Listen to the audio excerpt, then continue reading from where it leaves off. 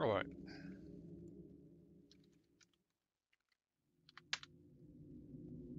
Alright. Hang on. Damn it. Is this one? There we go. Hope I didn't mute it by accident. Right, okay. We've got a thing. Hopefully my voice is turned on. Hopefully you guys haven't been bugged by an advert or something, since I have lost control of that a few weeks ago.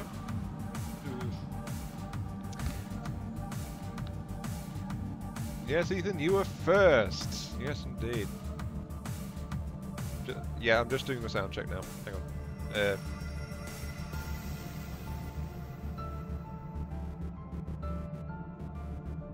Alright. Seems to be working. Okay.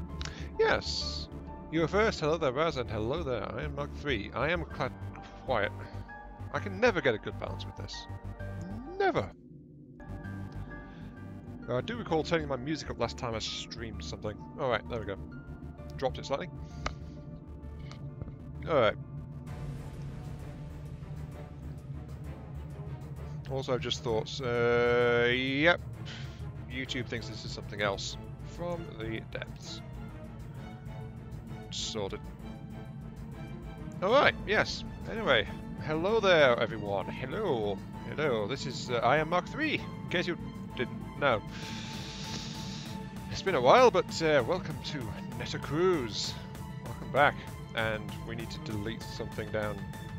Yeah, here we go. Resource Fortress is depleted, so just before I started the stream I moved a map balloon over, but this resource patch is gone, so you can go and die. There we go. Alright. Now then, I guess, if you didn't notice from the title I put shame ? As an additional title for this particular stream.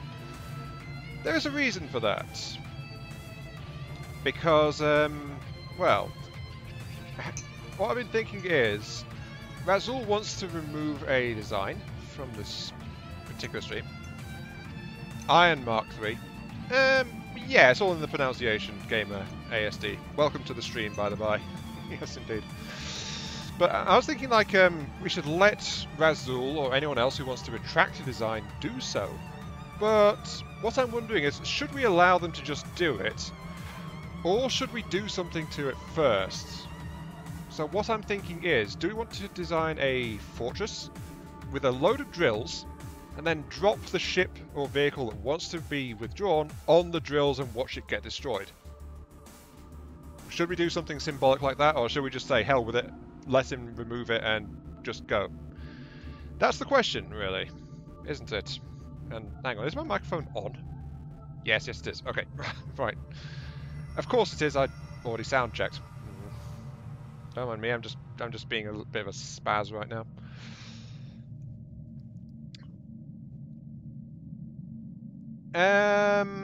Not really. Don't you get extra RP back if you drill something? I recall being told that was a thing. Also, I've still got the oomph, which if I recall last time was messing up quite severely. Let's actually go to this and check it. Play it all. Oh yeah, it messed up because it's like a load of extra ships.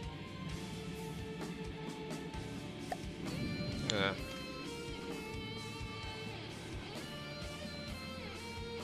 Send on high-risk missions until they eventually die off. Maybe, but does that count though? Is that sufficiently?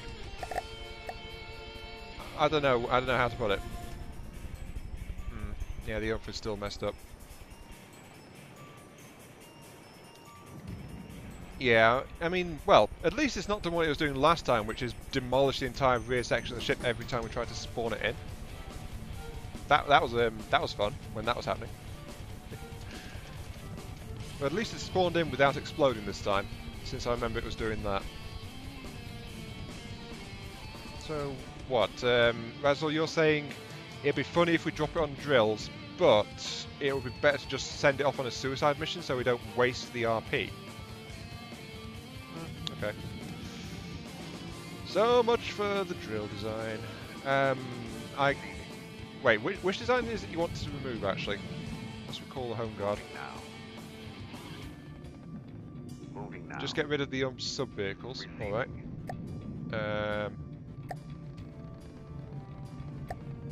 Okay, the flub and blobs getting deleted. We need to quickly check this thing over then. But that has reduced its cost a bit as well. The pikemen. Alright, so we're going to give the pikemen a task, which is to go and secure the rest of Deepwater Guard territory. So it's got to do that by itself. I guess that's something for it to do. Let's see, do we need to... Yeah, we need to get rid of these, because they're no longer used. The docking stations, we need to get rid of the sub-vehicle spawners. Mirror mode would be helpful. Where was the other one? Wasn't there one up in the top somewhere? I just love I love it when I go into a design and I just can't find anything. That's always fun. Oh, let's tractor beam. Ammo, enemy range, dock, remove. Ammo. Right.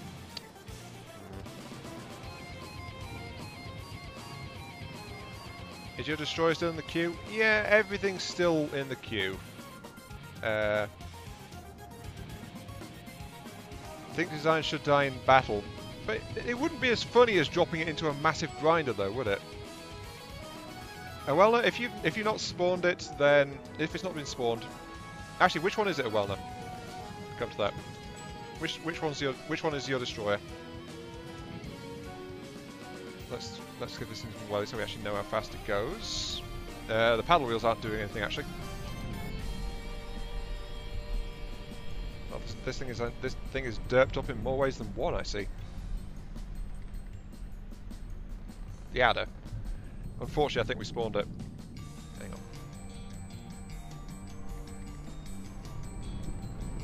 Okay, so now we know how fast the oomph goes. Save the vehicle as the... I guess it's the... well, since apparently, I recall we decided that everything should be a Mark III. Water fleet, ionified. Where's the oomph? Is the oomph in here? No. So this thing's just had its drone stripped out. Alright. If they're AI controlled, then that would explain it. Because I had to manually control it to figure out its speed, which is 10 meters per second. Actually not that good. Moving now. Could do with an update, but I will do that in a little bit. Right, what have we got? The adder and the pikeman. Adder and pikeman. That's a map balloon. Battery wheel, Forerunner, Cabrio, the Knight. Oh. Actually,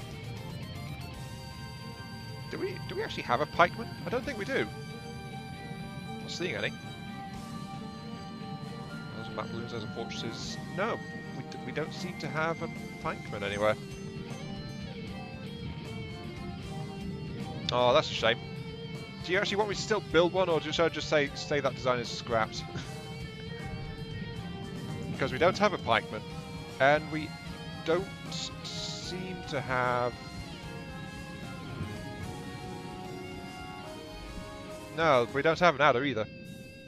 There's a pikeman in the middle. What? Bulwark Patrol, Knight... No, there isn't. Receiving. Is there? Am I just being blind again?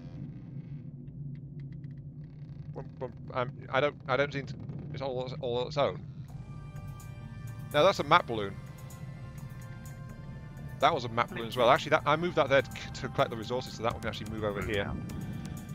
Map balloon, fortress, home guard, which has a Dakified Lancer and a speed boosted knife. No. The fleet in the middle of XV Porter Guard. No, it's not. I already checked. That was a map balloon. There's no fleets anywhere which actually have a... Yeah. Interesting. Yeah, they must have gotten killed at some point. We definitely had one, but yeah. I'd say that was dead, so we can retire that. Wellner's adder is somewhere. Actually, I was aware, Gamer. There was a comment that told me that, so I spotted it late yesterday. I think it was. I've just not actually had a chance to get onto Ministry and check it out yet to see what's been changed. Though I was told that the Duranium walls have had a massive hit point boost, which is good actually, because they tended to die quite easily, I noticed. Yeah, there's no sign of any of that. Alright. Loading vehicle. Let's cruise. I want to remove from the Watcher fleets the Pikeman. The comment was you. I thought it was, but I didn't want to assume without double checking first. So yes, thank you for pointing that out to me. So the pikeman can go. Pikeman. The Glass Wasp, if I recall, got absolutely murdered. Imperial Eagle is one that's actually a dead design. We can't spawn any more of those. So the Imperial Eagle needs to go as well. I think it was the Imperial Eagle, wasn't it? Yeah, it was the Imperial Eagle. Remove you. And the Adder is the one that is also under consideration. Where is it? Apparently it's already been deleted. No, wait, there it is. No. The Adder class destroyer, here we go. 37,442. However, if it's not been spawned in, then we really do need to spawn it in, don't we? See if we can upgun it a little bit. See that we spawn in a what's going to be the sickle, because I've not finished that, which is my own version of the cheap battleship. It's just not functional yet. I think I prefer to spawn in someone else's, so it's the Adder. 161,000 heavy cruiser meant to face the Onyx Watch and other mitigating factions. Alright, I don't have the up-to-date version on that then. Receiving.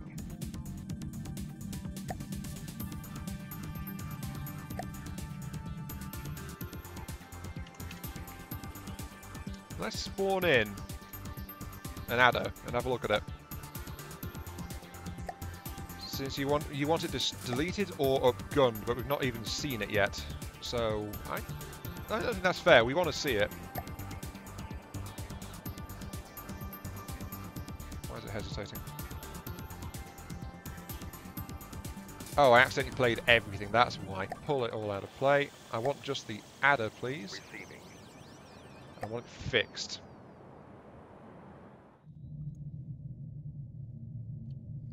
The update upped its speed from 15 to 19. Yeah, that's pretty decent. I mean, that's where I normally get my stuff to top out at, kinda. Except for that battleship, which I think I had going like 23 odd, or something like that. It's a bit of an odd, strange battleship, really. Pretty much all the walls have 4 times the health, but cost 6 times more to build. Actually, that's fair. Actually, I mean, the walls were always kind of fragile before that. That's a decent change. Did anything else get changed? All right, let's take a look at the Adder.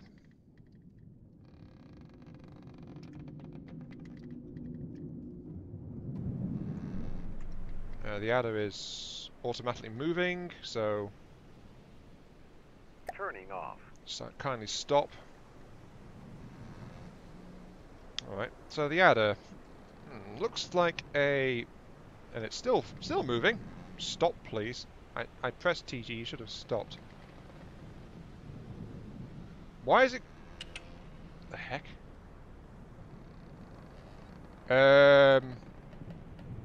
Alright, this thing's got some kind of auto drive on it. I've turned off the AI and it's still going. What the heck's going on? Those are all off. Is there some kind of internal propeller that's pushing this thing? What? What's going on? Better not be. Hang on. Oh boy, yes it is. Alright. Yeah, we've got drive maintain spin blocks for propulsion. Where's the off switch? Affects all spin blocks. I'm having to run the propellers in full reverse just to slow this thing down. Oh.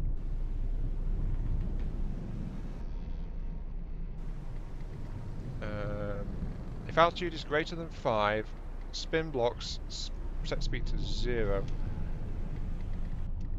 That's... yeah, it's this one. Set... just stop. Thank you. Jeez. And now we're going full reverse because I hit full reverse to try and counteract it. Ah. Right, there we go. Jeez.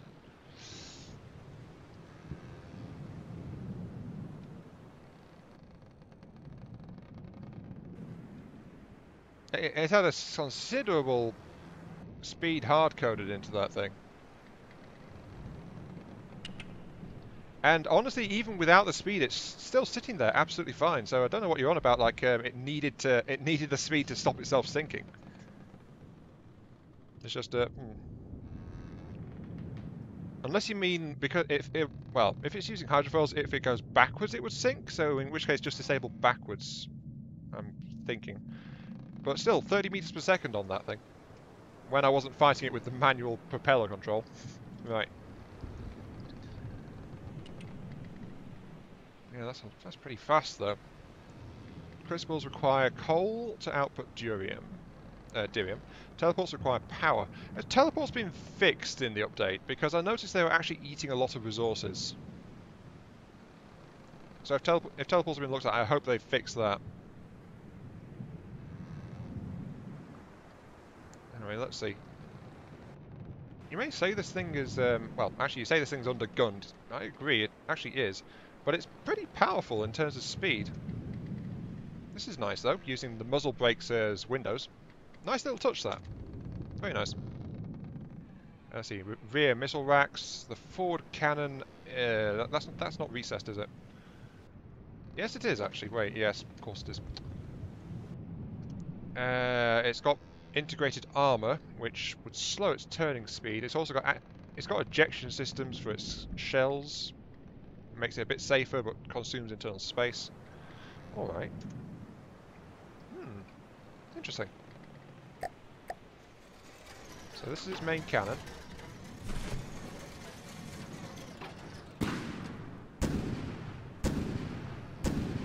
Okay.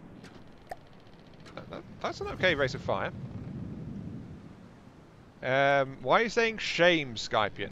And welcome to the stream, by the way. Also, I noticed that your missiles aren't on a separate controller either. They were only available through all control. So I should probably fix that if I'm going to keep it. But you know, that's what this that's what we tend to do in this series. Really, we poke at the designs that people submit as well. So a lot of staggered fire add-ons. All right, wireless receiver, local weapon. There's the controller. Set it to group 2. Yeah, I mean it looks nice. It's one of those ships which is rigged to look like a real life ship. So some effort was put into shaping this thing. Okay, the missiles, 16 tube volley. All right, what are they like? Missile design. Variable thruster, fin, fuel, one-turn fuel, EMP, frag, active radar. So radar guided. They're not fast tracking, so that means they must be anti-surface. I can boost the speed slightly, I think. Yeah, variable thruster sets ramp time 2 sec. Oh, they're actually they're slightly fast. Well, actually, they've got some inefficiency on them as well. Hang on. Let's kick some out and see.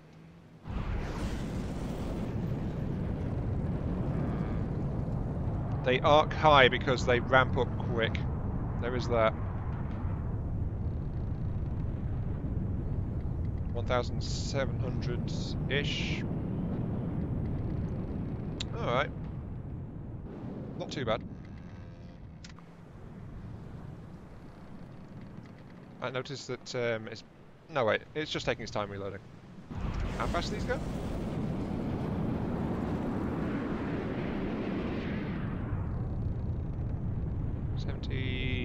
Yeah, still accelerating by the time they get here, but it's like they're topping out at nearly 200 meters a second. 190 odd. Someone thought the title was 3 AM streaming F from the destination. What, really? Wait a second, there's an extra hyphen in there. Where'd that come from? The title was wrong, but not in that way. Okay, I think I want to tune these missiles first and foremost. Let's get them rigged up for better range, I guess. First things first, let's put the fins on the back because the fins have lower drag. So where's the fins? There's the fins. Fin there. Variable thruster there. Let's go for a little bit of fuel efficiency rather than raw speed, which means we'll drop it to 800 rather than 1300, and we'll give it a 10-second ramp and see what it does now. Better curve on it. Doesn't go as high.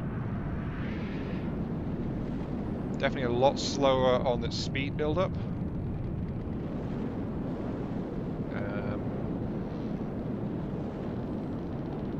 7, 8, 9, 2. Yeah, we've got some more range out of it. 2.5 kilometers. That's an extra 700 meters, actually.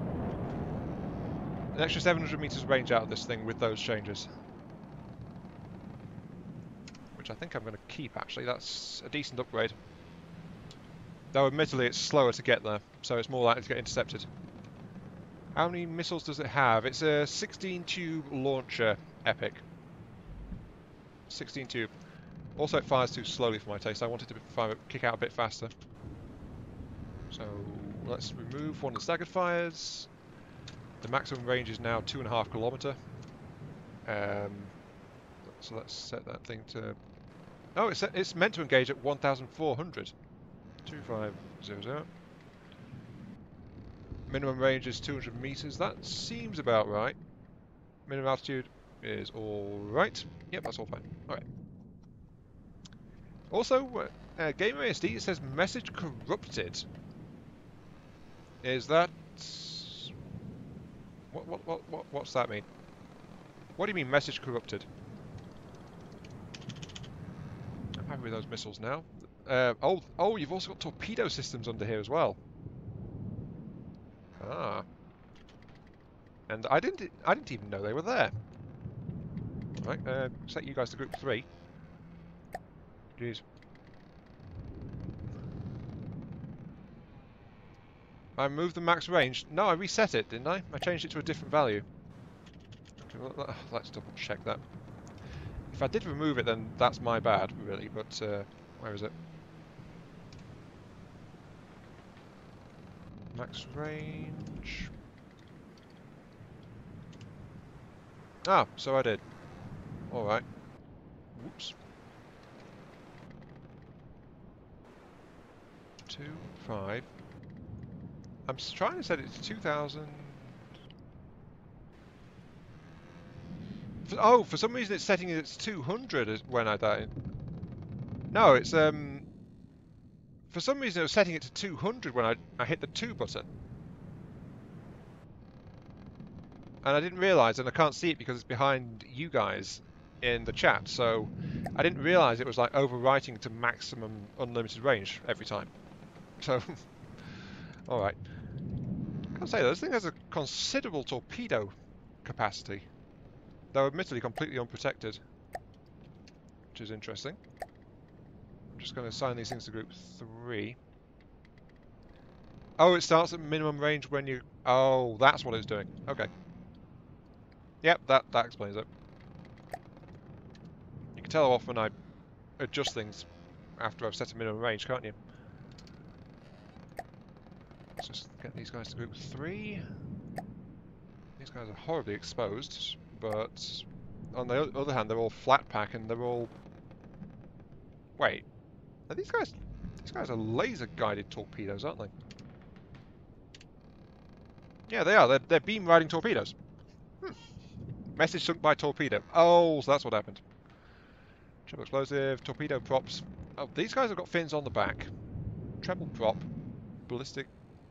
That looks pretty good, actually, that. Alright, let's test those, fire those things and see. Since we've apparently got 12 torpedo tubes as well. Oh, they're on staggered firing as well.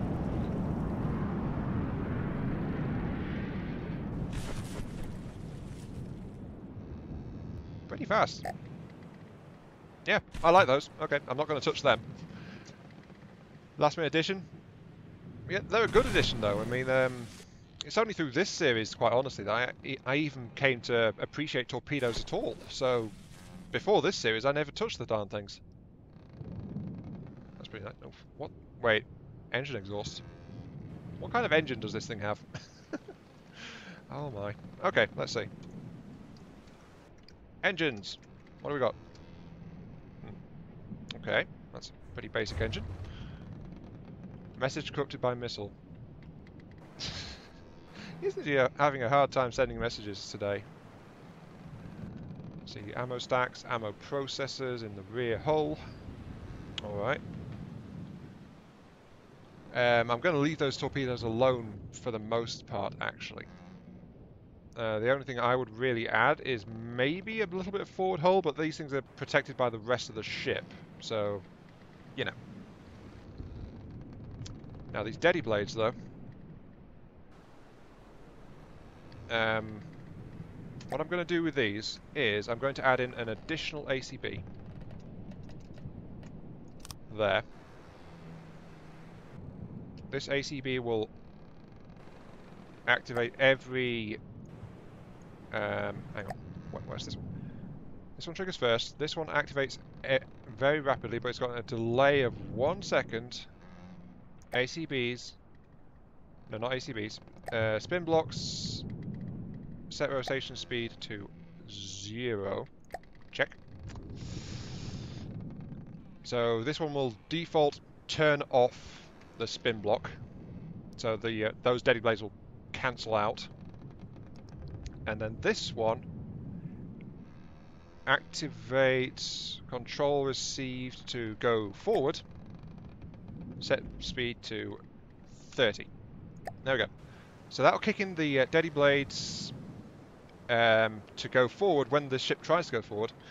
But if you stop giving it the command to go forward, it will stop the Steady blades. So that should it'll take a second to cancel out, admittedly, but it should stop the Steady blades. And it will also cancel still if the Steady blades wind up above the surface of the water. So press forward. Yep, Steady blades should be running.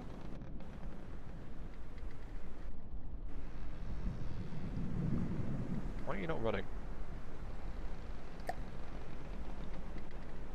Wait a second. I should also add Control U, I suppose. No, wait, we don't have a custom controller, do we? Right. It's because the AI is not commanding it, that's why they're not running. Hang on.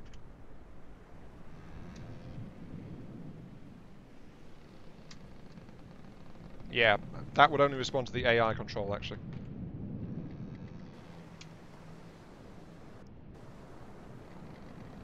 Go forward. Is there a way to tell it to do this, or do I need to switch it to a custom controller model to...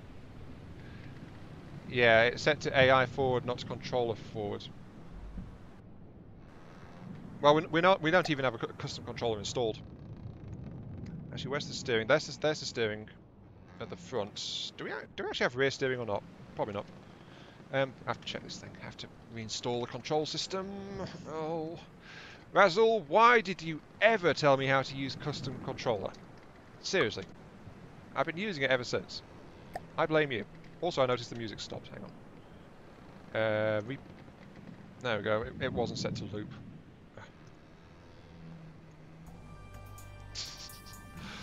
I am a professional! Yes. I truly am. Alright. Though the advantages with complex controller setup, of course, we can get the thing to run the turning propellers in reverse as well, which actually increases turning performance. $198 $980 monthly. Cool. No, but pretty sure. Well, I think it was you, wasn't it? Maybe.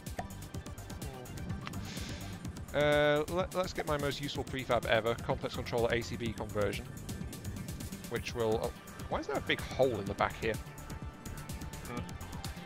Anyway, this will let the AI command the complex controller. So let's do that. And then we can get this thing running high grade. So forward and back. It's only the one at the front. Forward and back. Hi Tristan, welcome to the stream. Is there a rear prop? There is not. Already we can see better turning performance though. Oh, this is nice. I like how these are set up. Copy to clipboard. Paste and paste, so that these guys will now function forward and reverse quite happily. Yep, that's all fine. Yeah, this is a wellness destroyer. He wanted it removed, or at the very least upgunned. We've deleted the knight, but I'm currently poking at this thing instead of just outright deleting it. And I'm glad I did, because it's like, you know, it looks pretty nice. Anyway, now that we've got this thing set up, we should be able to have this guy responding to custom input U. So that'll kick in. Yep, that kicks in the Deadly Blades, and they also stop afterwards. And that'll let this thing accelerate. Top speed of 21. Yeah, that's looking alright. And we've got extra turning force as well because of complex controller version of those forward props. However, notice that it's taking a little while to go. Yep, there we go. The Deadly Blades do stop when I want them to. That's good. The props are running forward and reverse, and that's dragging the nose of the ship around. However, I do want to increase its turning performance. And there's nothing wrong with the hydrofoils at all, Raz, actually. The hydrofoils seem to be just fine. I just want to boost its turning force a little bit. And then we can see about upgunning this thing. So admittedly there's the problem that it's all configured to look like a real life ship. So where's the line where this okay, yeah, that's right below, that's in the water line. So if I can insert this thing into here, into the armor plating here, then that should be good. Weakening the rear armor, of course.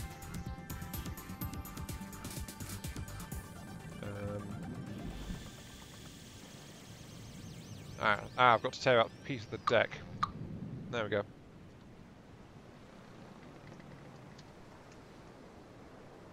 Needs to go there. 3, and I'm guessing this is secondary, right? Not really. Oh, darn it! This thing is custom coloured, so I can't match it.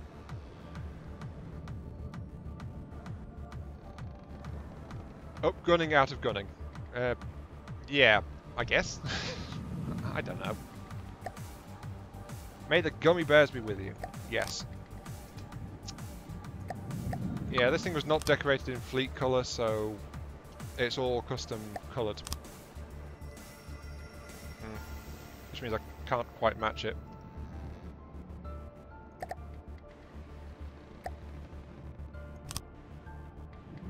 Oh wait, oh wait, it uses the default colours. Never mind. Okay, I can match it. Sure. All right.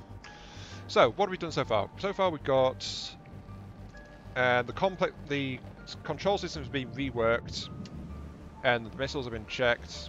Colour slot 1 is the red. Yep, I just discovered that. Oh well, yeah. Thank you.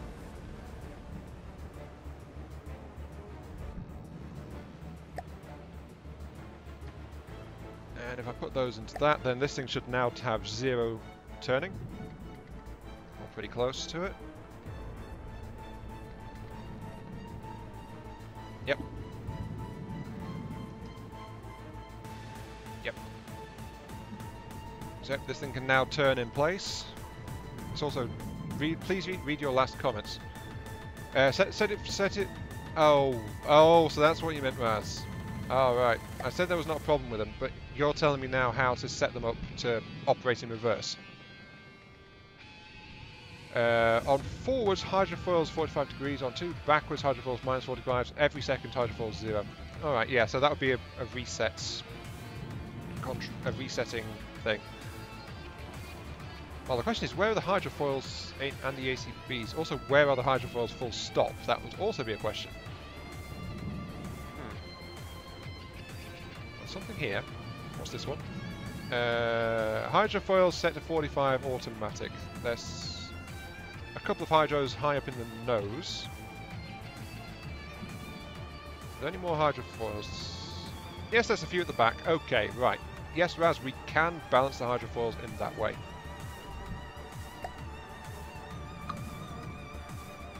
So I'll just tear that out. And I'll install them in the control room where the rest of the ACBs have now been placed.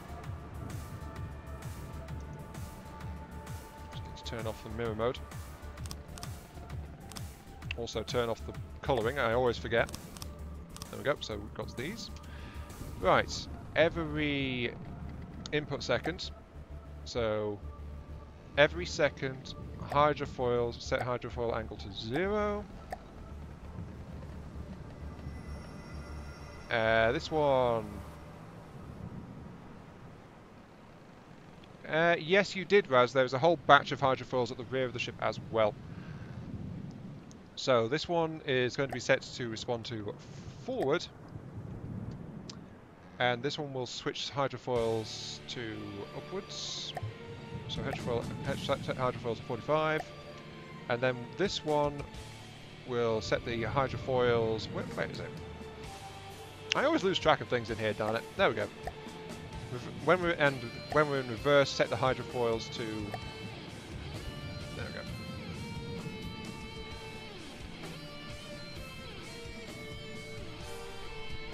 So it's not...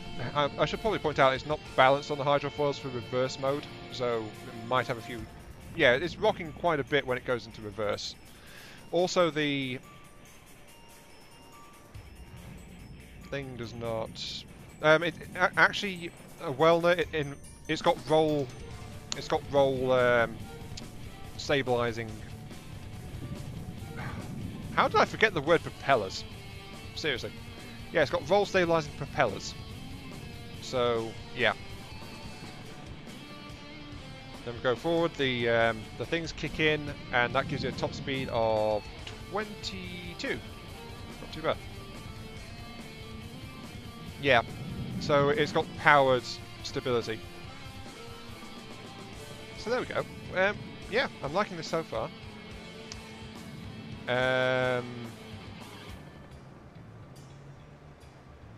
Alright, we've got... Well, first thing we need to do is...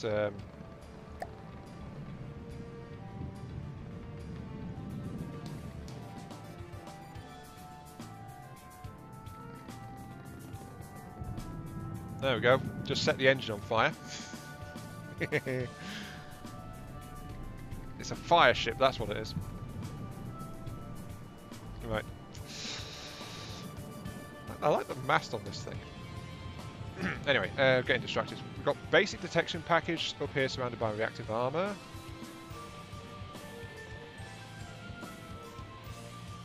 Right. So what have we done so far? What have we done so far? We've checked over the missile-based weapon systems. We've updated the control systems. Yeah. Hang on.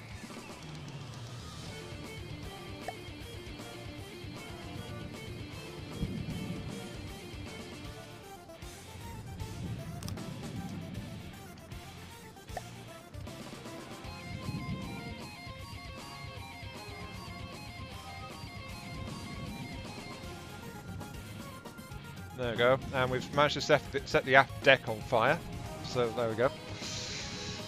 Right, all that's left really is to check over the cannon, isn't it? And try and see if there's something wrong with that. Well, not wrong. Sorry, that was the wrong phrasing. See what we can do to it. Let's see. Oh, it's got appropriate turning control. That's good. Actually, wait. Those fire restrictions are set on the firing piece. Does that? That doesn't work. Does that actually work? I don't think it does it? Huh.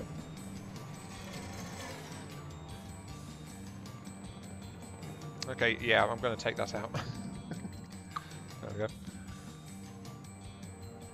Yeah, I'm looking at to see if I can add more ouch. Is there a field of fire restriction on this thing as well? On the turret base? Yeah, there is. Okay. That one is doing it. So the reason it couldn't turn is because of the firing restriction on the turret base. The one on the actual firing piece doesn't actually affect it. Not the way it's set up, anyway. Right. So where's the shell? I need to find the shell now. It's probably somewhere at the back. Well, there's the AI. Actually, is the AI even set for... Yeah, reverse is disabled. Okay. I've just turned that off so that it can actually use reverse now. There's a lot of ammo storage under the missile silos, which is probably not entirely safe, let's be quite honest. There's plenty of shield generators around there. Some repair systems. Where is the turret? Sorry, not the turret. Where's the shell? The shell, the shell, the shell. I need to find the shell. Where's the shell? I'll get back to the engine in a while.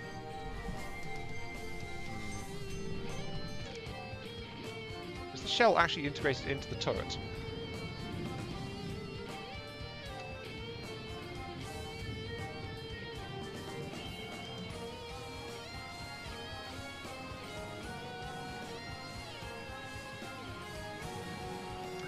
Raz, it's the below the engine. Oh, right. Yeah, Raz, I meant the one on the firing piece doesn't do anything. It's the one on the turret that does stop it from turning too far back to hit the actual castle of the ship. I think it's called the castle, isn't it? I don't know. And yes, you're right. Safe does not get along with me anyway. I thought we abandoned that concept ages ago. Let's look at the shell. We've got a 200mm chamber, it looks like. Oh, no, slightly larger. Hang on. What are you even set to? 201mm. Why 201mm? Interesting. Okay.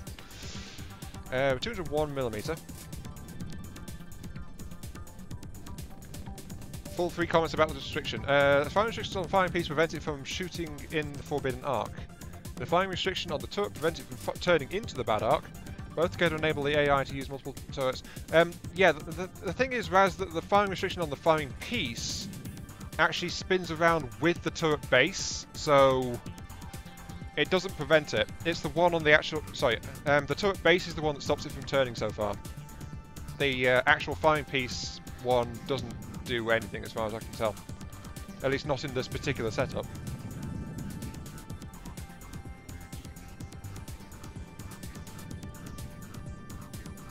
Because the point of reference for the restriction turns with the turret, you see. So that doesn't stay facing forward. The one on the turret does. The one on the turret base. The one on the firing piece turns with the turret. So, yeah. Anyway, 201. Hiya, Slaughter. Welcome to the stream. Recoil force, 84,000. Kinetic damage, 6,003. Wait, 6,300, 3.7. Didn't you say that this thing is meant to take out an metal beam in one hit? Let me check it.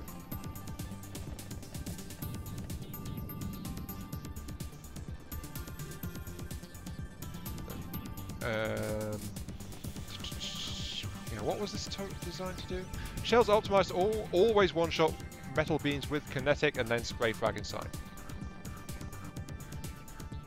Yeah, I'd say probably HP based. Must be.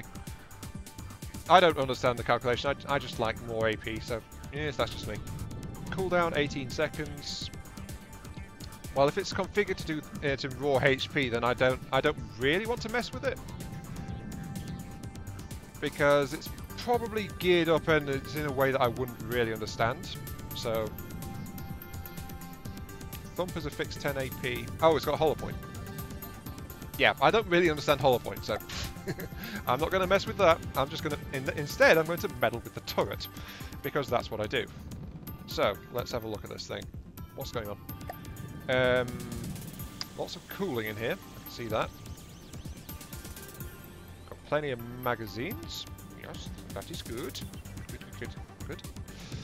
We've got the ammo ejections systems, which I don't understand those either, really, so I never use those. 6,300 is the magic number for hollow point and metal. Don't you mean 1 meter metal, Awelna? Because if it's thicker, it would have enhanced armor and block it. Oh, it ignores armor stacking. Oh. Wait, really? Suddenly I am more interested in learning the ways of the hollow point. So, why are you saying this thing's kind of weak? Actually,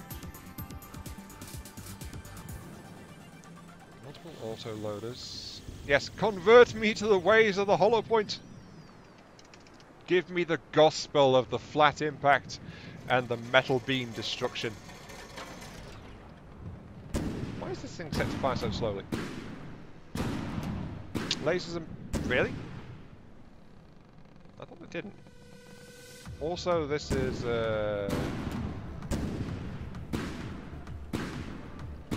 Well, it could probably benefit from higher auto-loaders, actually.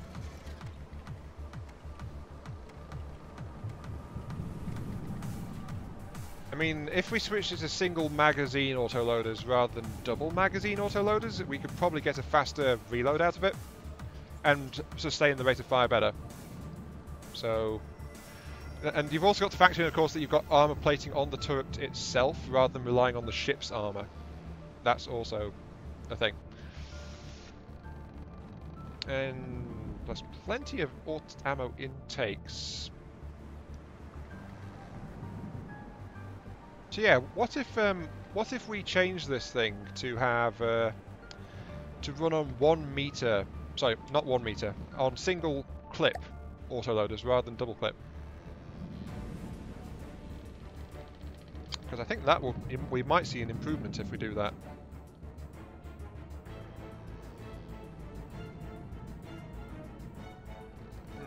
Shall we try it? Shall we try autoloaders on this? Sorry, not autoloaders. Shall we try single clip autoloaders rather than double clip? Because we can fit in 3 along this side of things. Actually, how many gauge increases does this thing have?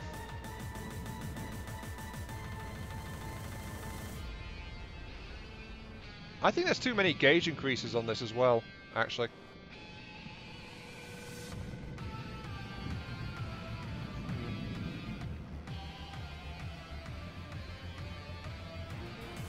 Ah, that explains it. So, yeah, shall I just strip out the armor then, and then we can enlarge the turret system? I also really do suspect that this thing has got too many gauge increases for what we want of it, which is a 201mm double barrel configuration. How many gauge increases do we actually need for this? I don't think it's that many. Is it?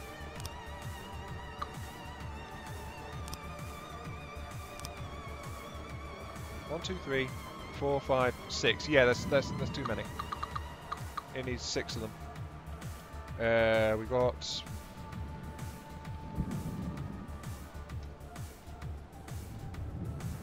Wait.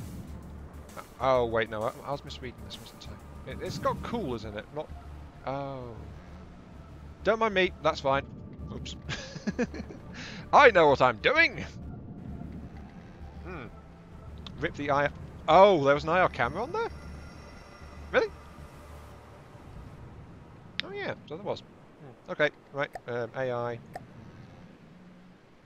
Was it a 90-degree camera, I'm guessing, since this is a turret? Yeah, I'm guessing it was. No, not 360, a 90-degree camera. Yeah, that would fit, yeah. Alright. Don't mind me, I know exactly what I'm doing. Right, anyway, we've established we can get rid of the armour at this point, so that'll lighten the turret slightly. Get rid of those. Get rid of these two. I noticed there's no recoil stabilization on this thing. It was the 90-degree. Okay.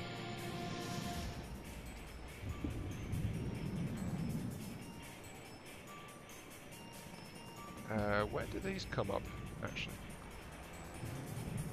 Oh, they come up there. Ah, I see. Right.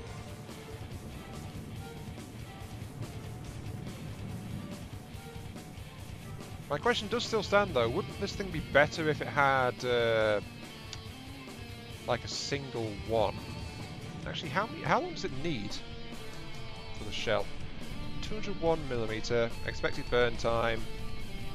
Shell length is 2,913mm shell. Alright. Yep, so that does need a 3 meter.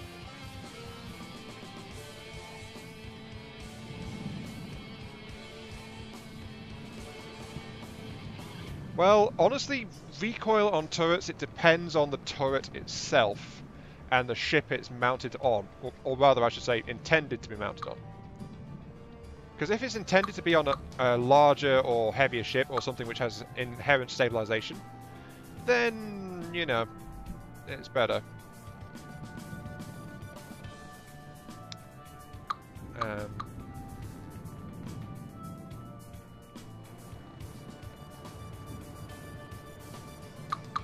Well, it's better to not include it if your ship can handle... Sorry, if the intended craft can handle the recoil involved without flinching, then, you know, the ship can handle it. Leave it to the ship.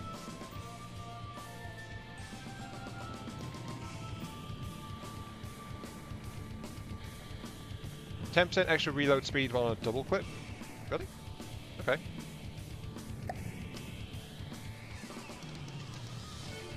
Let's see. 1, 2...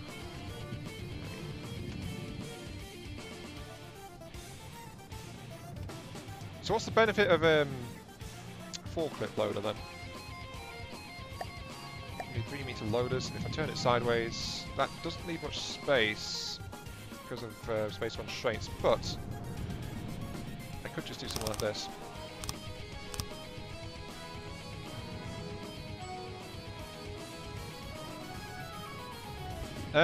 Well, a welder's done plenty of math on everything, so that's...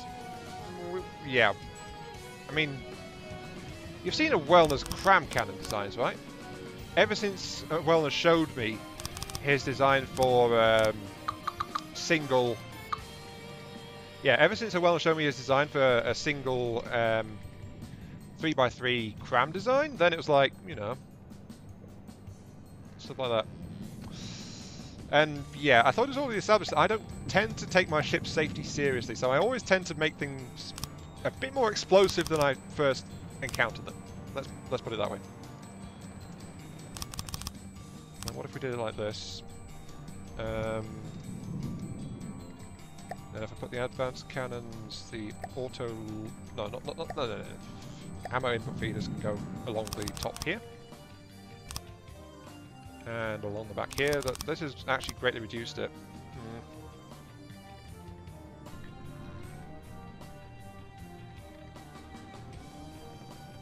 Just skip the clips entirely. Alright. Don't mind me. I'm showing myself to be slightly rusty with advanced cannons. I've just been too busy working on walkers lately. I mean, no, I've not been working on walkers. No. You didn't hear a thing. No. I didn't say a thing. Not at all. Clips is faster than 2-clip. More expensive. Well, I don't tend to mind expense as long as it gives me better performance. If I put it like... Well, that's the space we've got. So if I back it off 1, I can do it like that. And then we need... the ratio is 2 to 1, so we should add in... like this.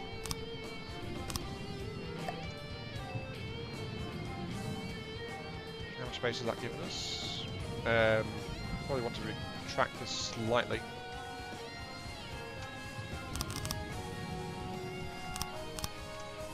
Put it like that.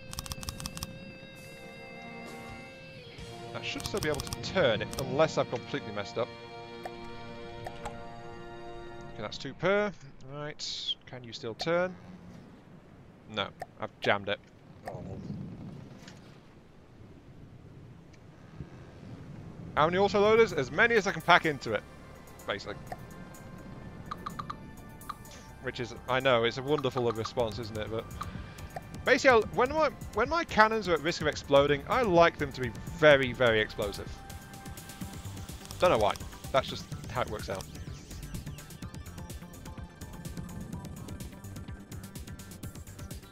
Height is already perfect for... okay, fine. Jeez. Take the fun out of it, why don't you? Also, I forgot to turn mirror mode on, it seems.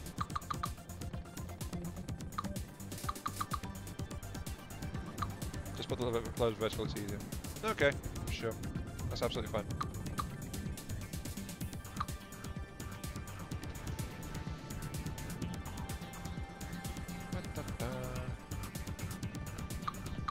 It's supposed to be...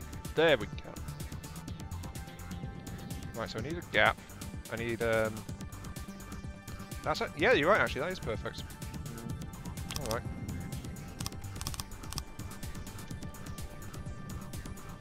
I was just overthinking it, basically. I tend to do that sometimes.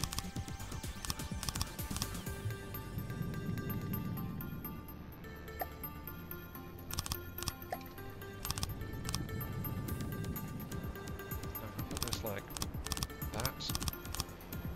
And then we can force assign all of that to load it. I'm guessing I need to take off the maximum firing rate, at least, to testing this. Cooldown can handle 70 RPM. We can get it better than that. We just need to up the gauge. That's all. We just need to boost the gauge up. Oh yes, I think we can just about, maybe.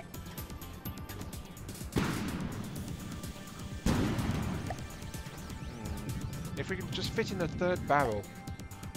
That's what we need, a 3rd barrel if we can. We need to put in, that means 2 more of those, which allows up to a 250mm. Wait, this thing wasn't limited? Really? Okay, now increase the barrel gauge, that puts it to 225. Excellent. What about 4 barrels? What's that? 200mm. If we drop it by 1mm gauge, we can have a quad barrel cannon, which is twice the rate of fire, almost. So, alright, let's actually take a quick poke at the shell, see if we can adjust that slightly to still do the magic number. That seems to be the next step in improving this thing. Because flat out, barrels first, then go for cooling on the cannon. So... to find it. There it is. Right. We might have to increase the size slightly. What? 6.3 kinetic. Yeah, that's what I was just thinking of checking. So if we drop it to a 200, it still does over 6.3 kinetic actually. That 1mm was worth 50 extra damage, and that was it. So it's still above 6.3k. So, actually, that's fine. Ah, alright. However, this also means we can actually enlarge the shell slightly as well to make it slightly faster, if we wanted to, because there's now enough space in there for another 100mm. Wait, no. 3-meter shell rack for 2,900mm shell. A realistic look. Yeah, there is that, I suppose, yeah. But this is me we're talking about. I don't build things to look good. No, no, no, no, no, no, no. No, not at all. But yeah, now we've got a quad-barreled thing, which has also lost a little bit of its... Actually, why didn't you increase the thickness of the cap slightly? That would have done something. APS artillery, 500mm. Me? Yes, yes I have. That's the first thing I did when railguns came out, actually. I built a 500mm railgun on a destroyer chassis. And promptly ventilated a Bulwark, I think it was. I don't think I've actually built that design since. It was intended to be my stock destroyer, and I just clapped a massive 500mm single barrel railgun on it. It was absolutely nuts.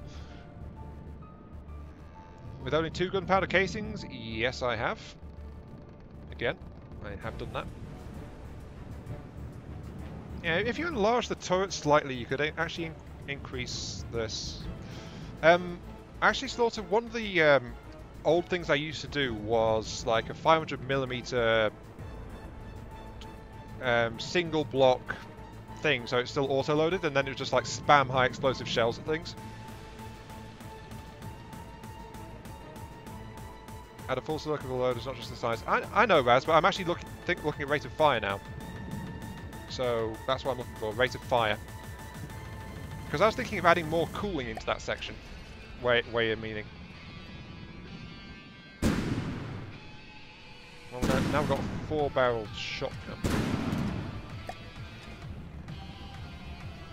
Alright, this thing now does 2.19 seconds per shot. So that is 2.19 times 4. 109.5 rounds per second. So if we set it to 109, that will be its new max firing rate. There we go.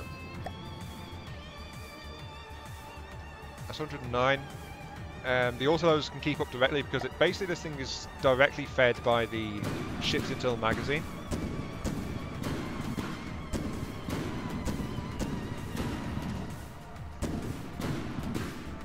Yeah, that's already an increase. Right. This thing has got 4 evacuators in it, hasn't it?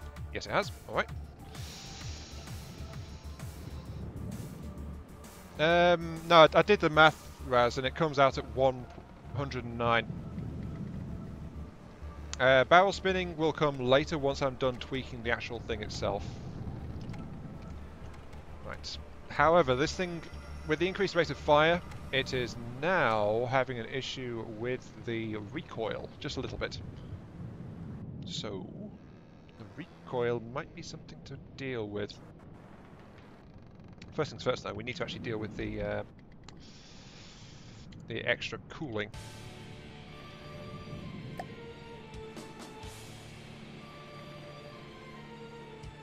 5, 6. Okay, so now I can sever these without worrying about it losing its gauge. There we go. And then we can take that one out. That's as far as it goes.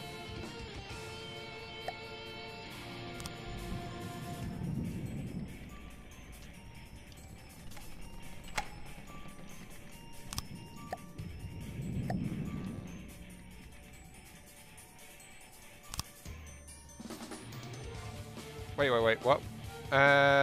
Do we know if he is with bot spamming ads? No, he was talking earlier. So, I don't think he's a bot at all.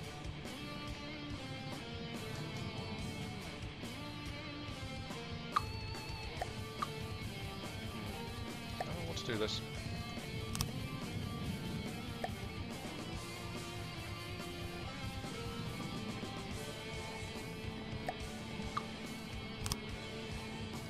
Ah. Damn complex stuff. I think we want to be able to bring it back into here. like that, which means we need to sever it at the very least there.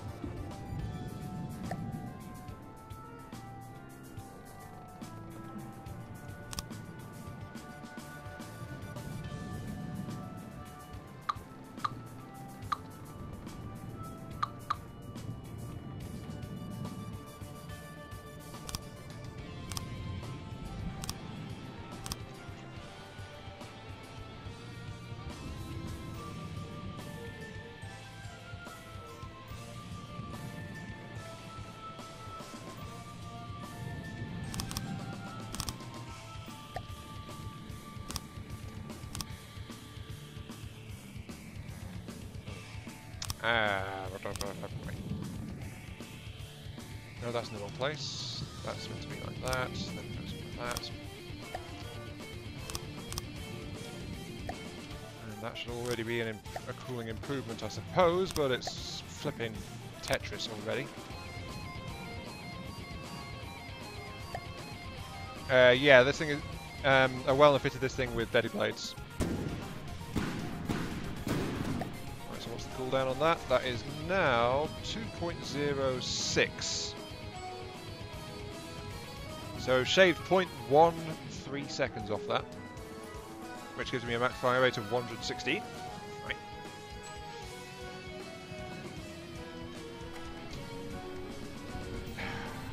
Honestly, I'm not sure how much more I want to poke around with this.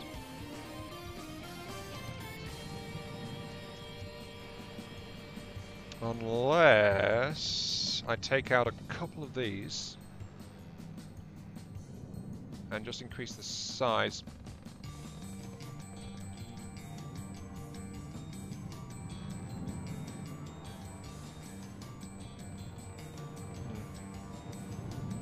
I do apologise. I'm just trying to focus on this, and it's like, what is this idiot doing? We have no idea.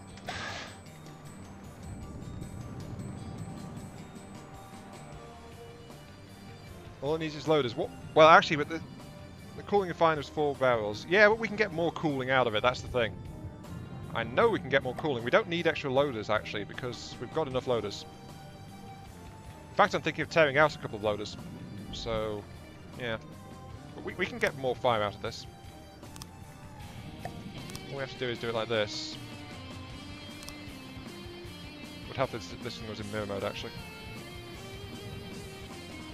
Actually, it is in mirror mode. What's my on about?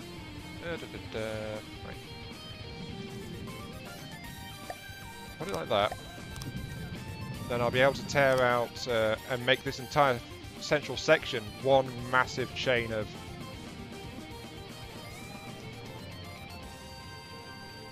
You need 0.69 loading per barrel, so over 80 RPM per barrel. No, not 320 RPM per gun.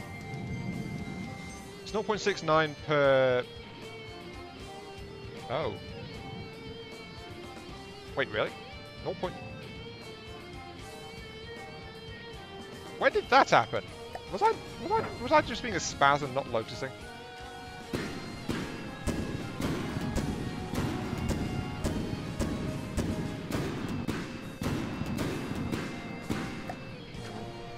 Is that really 0.6?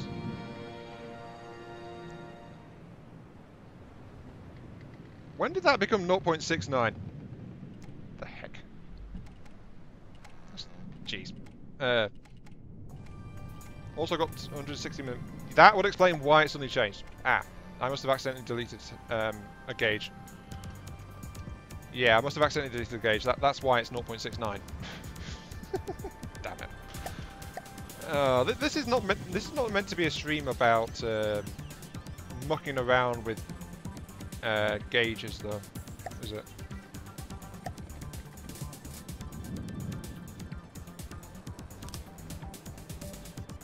Now it's 182. Yeah, we must have accidentally cut 2 of those out of circuit. Show the cell stats. Show the cell stats. Cell stats. Where was it? There it is. Right, here we go. Shell stats for you. 200 mil.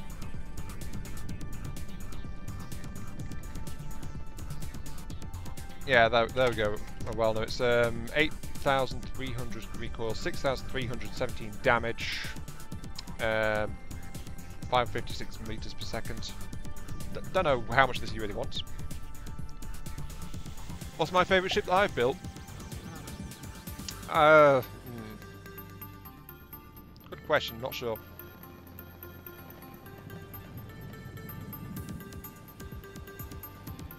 Definitely not sure. I guess the one I was ever most invested in was the original Locust class ship, though I don't think that should really count, should it?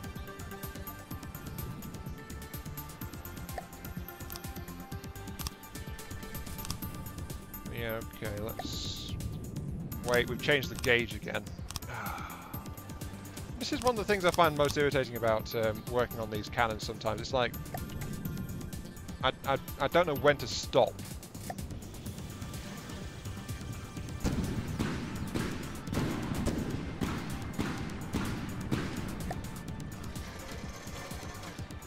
Cooldown is now 1.12. So I was correct in trying to get the cooldown. I would have preferred a lighter shell, to be honest, if I was trying to do this. 1.12. This thing still does 214 RPM, so we can up that. So there we go, up that 200, up that, so we now we know actually what it's doing. Why does it take me so long to build an APS? When I'm confusing myself and not being sure what I'm doing, that's when. There we go, that's more Decker. Oh, and then it runs dry.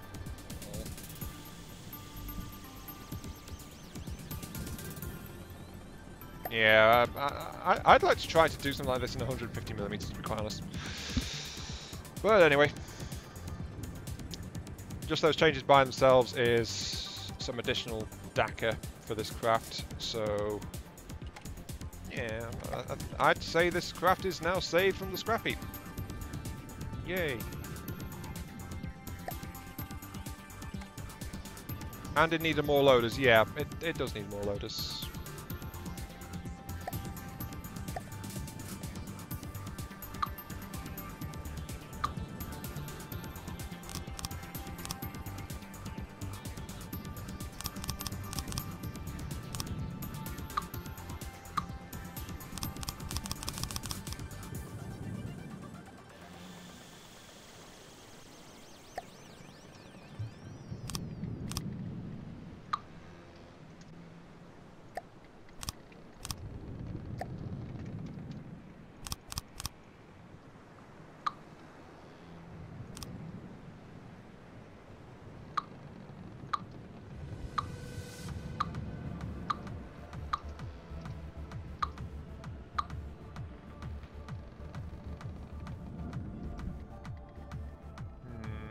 Let's see.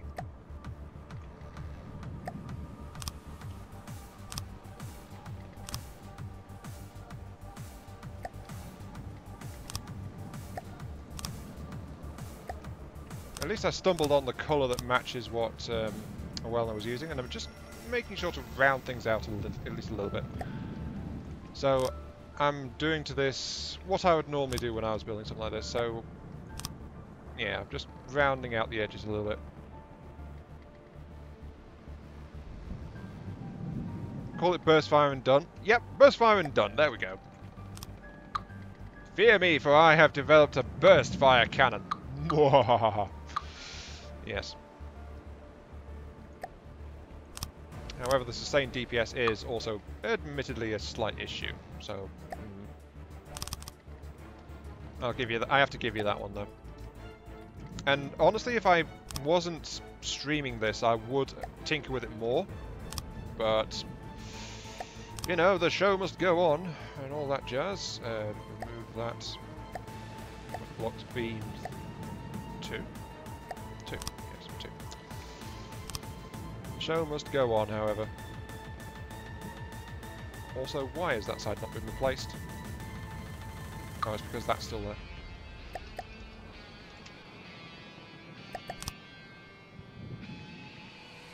So all I've done really is I've just massively curve the side. I've just sloped the tops of the side armour to give it a more rounded appearance. We still need to cover this thing though.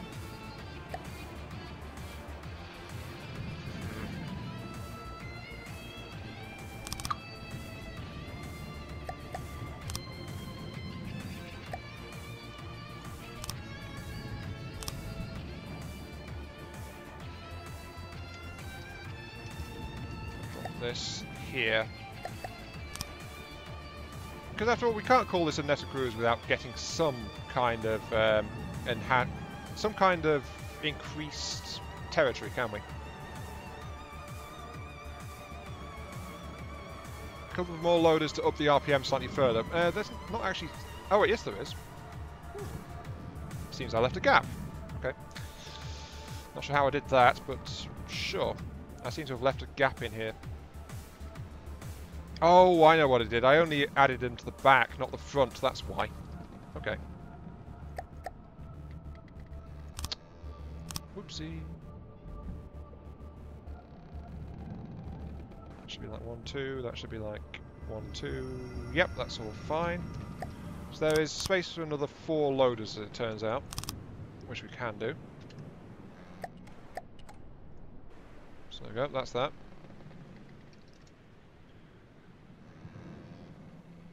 Still kind of want to add in some recoil compensation though.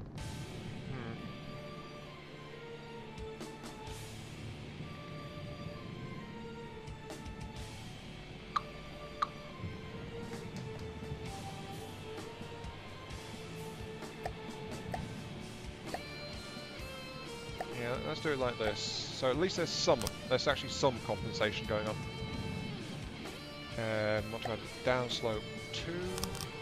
So there we go, we've got the little side bits added onto the edges of it, and then the advanced cannon, we can just tuck some recoil compensation in here. So there we go, we've got at least some in there now, just to help it out a little bit.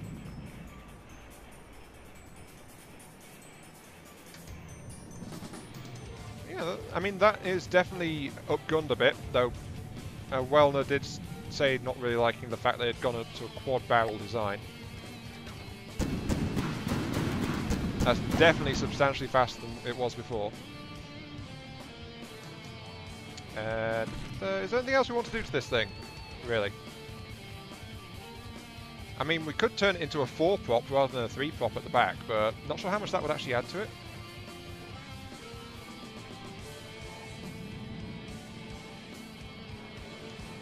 So I guess not, really. So yeah, I guess this is a case of we can leave the adder as it is now, because we've given it some improvement. We've set it on fire, and mostly it's been an agility upgrade, as well as a DACA upgrade. Oh, one thing we do need to do though is I just quickly noticed it is we can see the air pumps have not being cut out, so disable air pump visual effects. Yeah, exactly, that's why I was thinking it wouldn't do anything to it, Raz. Save the vehicle. And this is since apparently this is what we do, the ionified versions, this is the adder Mark III. Still don't know why you guys decided that, but sure.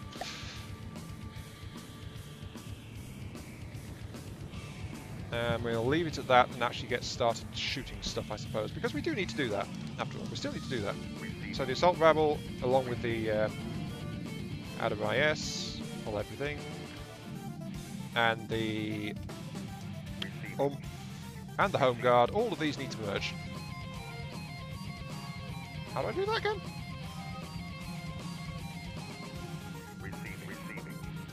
Oh wait, they have to be close together, of course. Merge those two.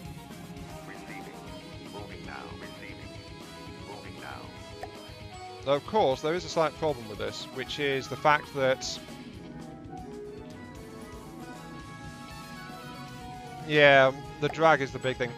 The problem is, of course, now that we've done that, we haven't actually got any craft ready to go, and well, we've recalled Home Guard essentially, and we've merged it into Assault Rabble. Receiving. Wait a second, is everything split up? Receiving. Why are you guys all in separate fleets? What did I do? You're meant to be one fleet, darn it. Receiving. Okay, separate all the forces into fleets. Alright. Receiving. And then... Wait. Is there just too many for me to put... Oh, they're close. Do not use the split force button. C, select them all, and press D. Select the merge fleet button on the target fleets.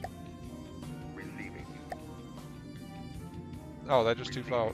They're too far apart. Now. Okay. Receiving. Receiving. Moving now. Receiving. Moving now. Receiving. Got a lot of now. stuff lying around out here. Even the Patrol, which I think is the only one here we've not really looked at. Well, we've looked at the Patrol, but we never modified it. Merge all these fleets. There we go. And the Dakified Lancer is taking its position as the leader. Sure, I can live with that. I can live with that, definitely. Okay. Receiving.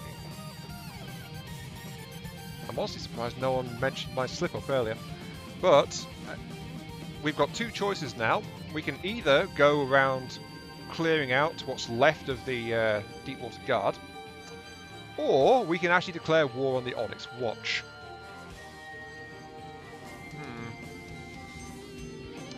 You know, I think I seem to recall at the end of last time I said I'd do this. It's like, next time on Netacruz, I will declare war on the Foul Castle Lovers. Or something. Wasn't the Knight supposed to be the flagship? Well, yeah, it is your ship either way. The Sickle's going to replace it, though. No, probably not. The Sickle is about the same cost, so yeah. And the Knight's definitely more powerful than the Sickle. The Sickle's a flipping battleship, but it's the same cost as a cruiser. A fleet of old ships clean up the fleet, and the fleet of new ships fight the Onyx Watch. Define new or old, though, Raz. Define new and old. I think you'll find that we can't. Moving now. Because the old ships are the ones that got killed 3 times and are no longer in the game. So, yeah. Creates a slight issue, really. Anyway, let's actually go ahead and start this then. I need to be out of the menu. I've actually got 85,000k resources. I need this menu, I need diplomas. There it is. AK less than 30k cost. Not really, because that doesn't count as Old Watch, and that doesn't guarantee it's going to die against the Onyx Watch either. Okay, we are. Oh, that is the Onyx Watch, isn't it? Yeah, the Onyx Watch. We are allied to the end. Oh, they really like us. Is that everyone else really? Everyone else is a bit suspicious of me. The Deepwater Guard hate me, but the Onyx Watch actually really like me. Oh. Unable to survive cram bombardment? Again, that depends. They really like me.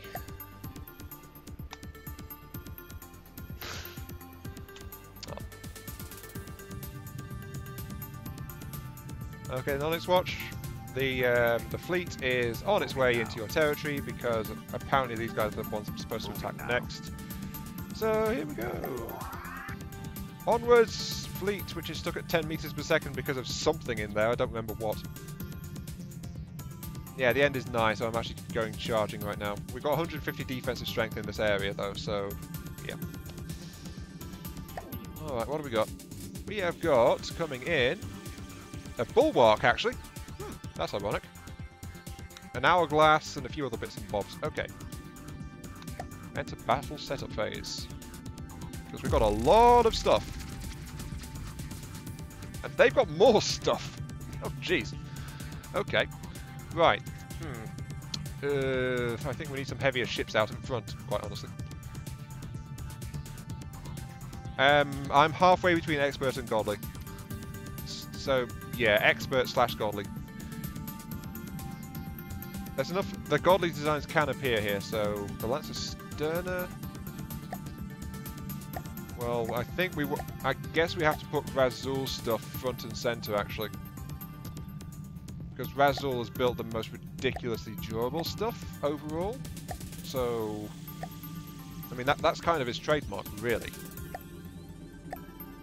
Razul just makes stuff that's ridiculously durable.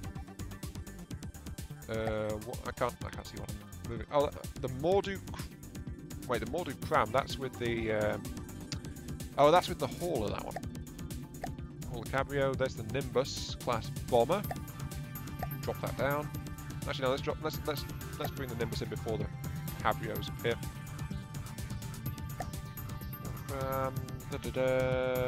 I think I accidentally demolished that one, but they're supposed to be together. Oh, well, they always appear in that list separately. The Adder class destroyer, let's drop that behind. Yeah,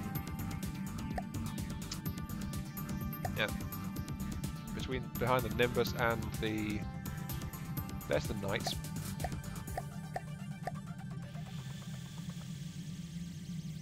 Shift the Knight up.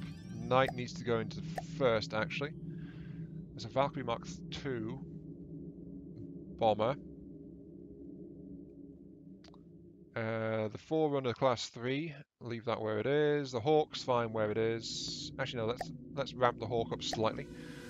SDM Patruil, that's always been a solid craft. I'll leave that one after the so the will appear before that. The Iridia, probably a good idea to have the Iridia showing up a bit sooner, since that is Savorti's submarine. So that might prove useful. The Valkyrie Mark II. Which one's the Valkyrie Mark II? Oh yeah, that's one of the supporting frigates. But the Knight needs to be first. The needs to be dropped back because the has not really been tweaked yet. Yeah, I wish I could just drag and drop this stuff. Really, I really do. That's the Patruil, the knife. Let's get the knife up here. Actually, the FR knife. Move that up. The Adder that comes in after the Nimbus. I guess this will do. Razul Steel, a wellness intelligence, Ion's blood.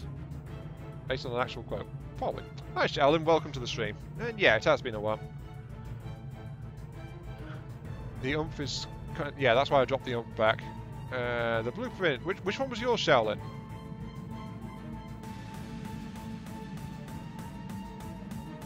I can use the wizard stuff? Oh, really? Okay.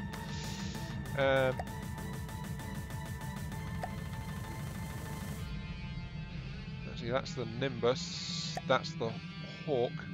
There was another aircraft. There's the Mordu Cram, which needs to be with the... Wait a second. There's the... Oh, that's the Habrio Cram. The Mordu Cram is the supporting craft. So there we go. The BI-86. Hang on. Is that actually... That's odd. It's not in this list. I must not have spawned it. No, the Nimbus was someone else's. The hover tank with a particle cannon. The hover tank with a particle cannon. Didn't I spawn that one, actually? I seem to recall doing something with a particle cannon at some point. The Iridia can go there. CR the Umia. The Umia is probably going to get demolished when it comes in, quite honestly. Actually, the Knight needs to be back here. The Forerunner could be there. The Lancer Sterner there. The Valkyrie Mark II, let's put you over there, along with the Adder. So we've got some lighter ships coming on the flank. We've got the Patruil. And there's the Lancer Dacified. Alright, so I click the magic wand, and then I click... Oh, we want the Knight in the first wave. Oh, I see. Oh, I see. Alright. That, followed by... Where's the other one? I can't tell which is which now. Ah! Is that it? Let's get the Dakar, and then the Knight. The Lancer Sterner, yeah, let's get that one in. Then we've got a Forerunner coming in, the Umia. We'll bring in the... where's the the Hawk and the Nimbus next. Followed by the Patruil, the Adder, the Valkyrie 2 and the Euidia. Followed by the Interceptor, and then last, bring up the rear, is the Hauler Cabrio.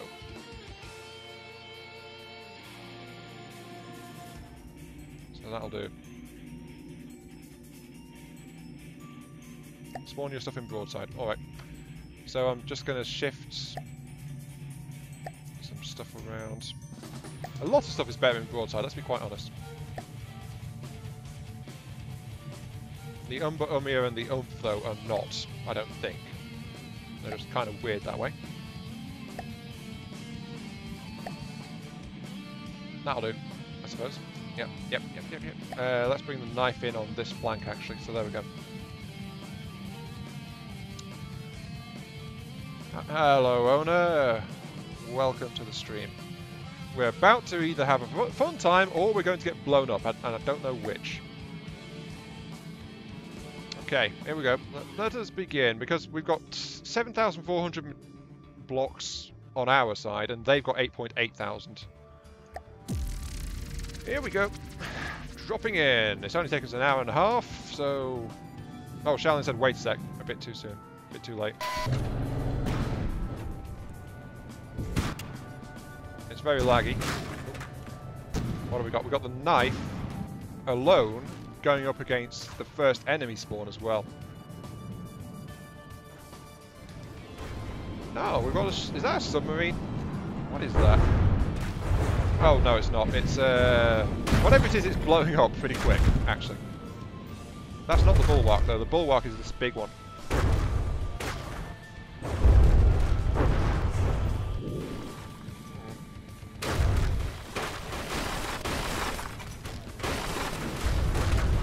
Yeah, that's why I was spacing things out, Charlotte.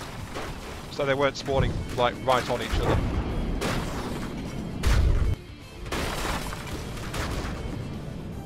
Yeah, I think that's a pinnacle. Let's check it. That is... Yeah, that's a pinnacle. I was wondering what it was, and it's like... The knife seems to be wandering into closest range, though. And spitting torpedoes all over the place. Among other things.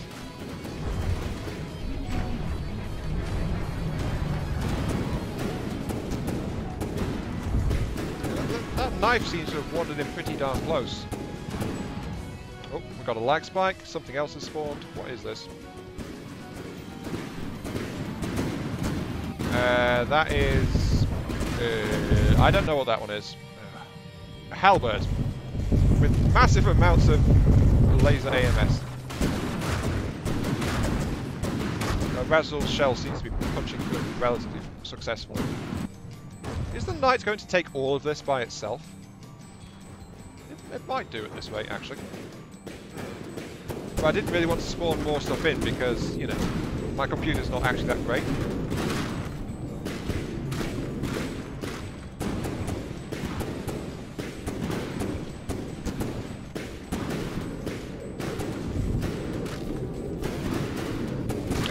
By the way, this is exactly what I meant when I said that Razul makes ridiculously durable stuff, and that is very much the hallmark of his designs. He makes his designs to last. I mean, look at this thing. It's not really taking much damage at all. And frankly, whenever Razul gives me a design to poke at, all I wind up doing is basically upgunning it a bit and strapping some more weapons to it. I tend to leave the defensive systems alone, because he's already worked them all into it, so... Yeah.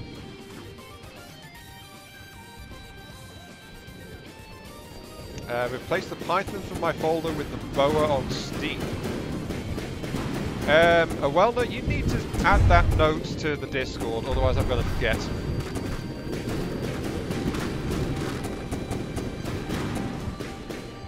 And to be honest, I'm not even... The only design I'm... Don't you remember, I once designed a frigate called the Duelist? We've never seen one of those. Mainly because I got depressed and dismissed it as worthless and so spawned other designs instead, but, you know. Yeah. And honestly, the lingering trait of that is why I've not spawned anything of mine in, at all. But I just want to see your guys' stuff getting in here as well. So, you know, just see what you give me. I'm honestly surprised by the lack of dud designs so far, to be honest. I think the main joke design so far has actually been the which was just an ungunned marauder. So I don't know. No one's sent in a truly horrific joke design yet. And yeah, I think the knife is sorry, not the knife. Is it the knife? The knight, yeah, the knight is winning. Very, very handily.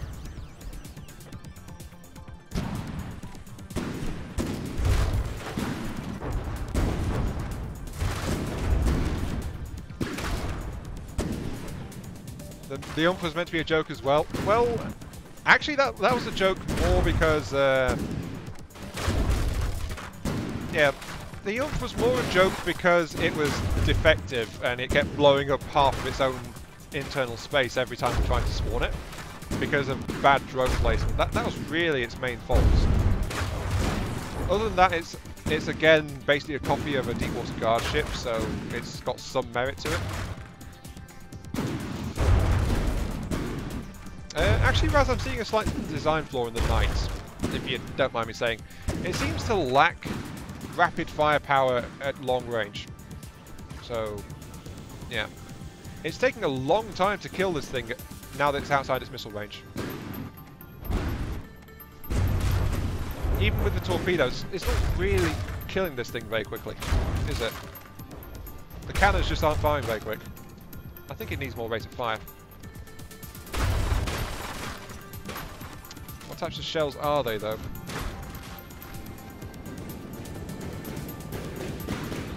Sure, actually. Hang on. Yeah, it was meant to be a fleet support, not a ship killer. Well, it's your fault for making it the toughest ship I've currently got access to. So, yeah. Your fault, Raz. Your fault. No, where's the shell? Shell. I wish people were consistent where they put their shells. It would make things so much easier. I mean, the anti-aircraft Gatlings are currently firing at this thing as well. Just trying to do something to it. Where is the shells, actually? Aren't they in the base? Oh, there it is.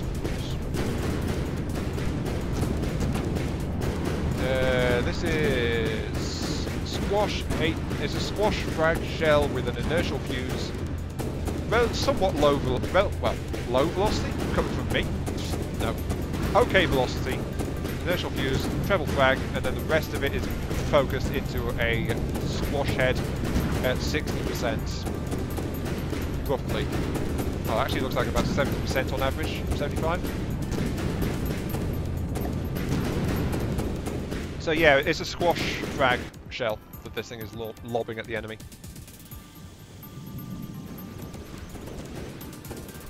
But yeah, this thing could probably do with a bit more kick to it. Though, as you say, it's meant to be a fleet support. Oh, it's finally done it. There we go. Oh dear. That.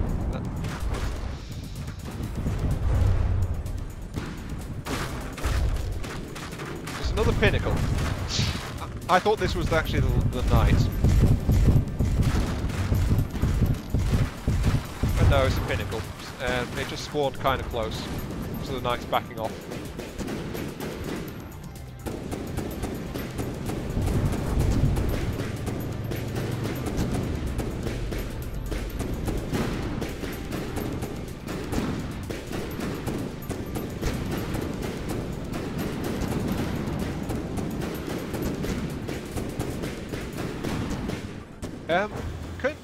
Could you define thump to me, please? Just tell me what that is. Because I'm a little bit shaky on that.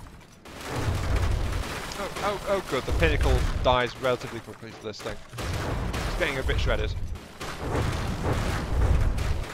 Jolly good.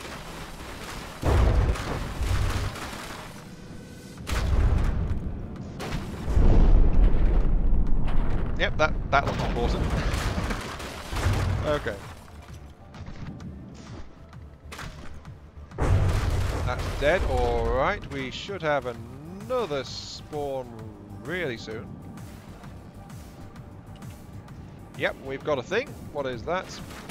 It's big and blocky. Is that the Yeah, it's the hourglass.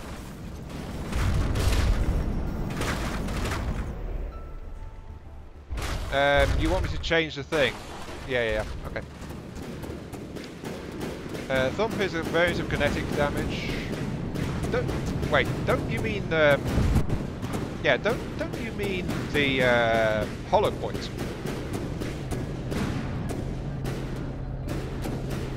And then what's the point of the HE thump then that comes with a squash head? Shell is the shell. Configure the shell to... Yeah, it looks like it's 75% on average. Well, yeah, 75% on average focused. So we'll just upgrade that to that. Yeah, okay, that's changed. Alright.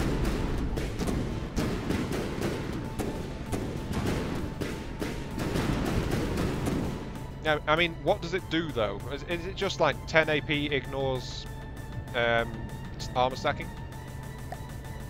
Is that all it does? Check this to the Mark III. Don't think I've really changed anything on this thing, quite honestly. But I've spent like the first hour and a half poking at the first design, so you know, I spent too long building because it, you know.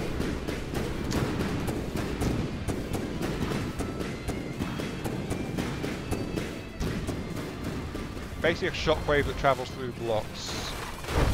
Alright. Well, the hourglass is looking a bit dead so far, so that's going to die relatively quickly. Well, as soon as we chew it to pieces, basically.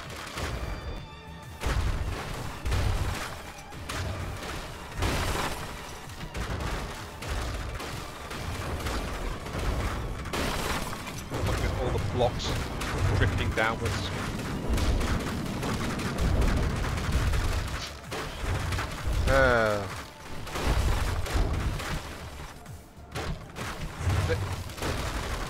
Honestly, I think part of the problem is the fact that the Onyx watch ships are just all metal, so they're actually really resistant to frag rounds. So the blocks just tend to hold together. So as long as the thing has got AI active and it's not super massively damaged, it's still... It's just hanging together. I mean, look at this thing.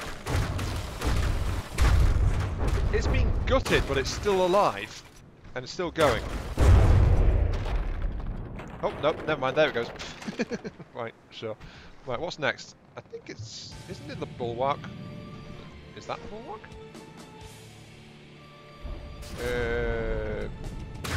No, it's another hourglass, I think. Am I right? Oh, wow. I think it's the first Onyx watch design I've recognised by memory. But then again, it's because I just looked at it, so... It's just taking a while.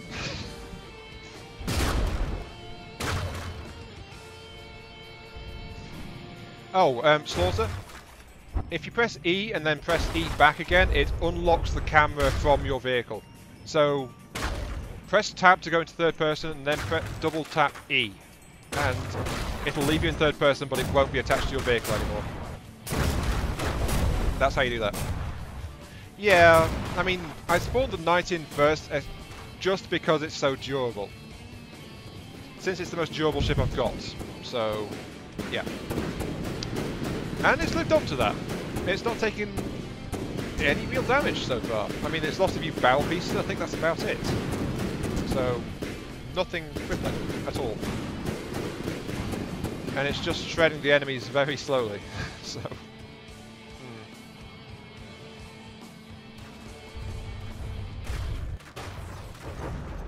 Yeah, this guy's getting gutted again.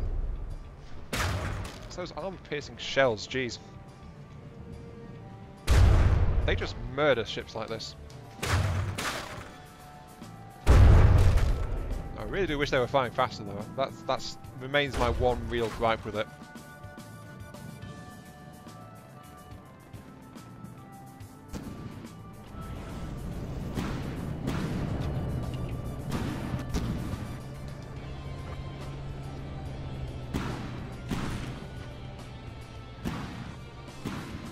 Yeah, the adder is a lighter and cheaper design though, Welner.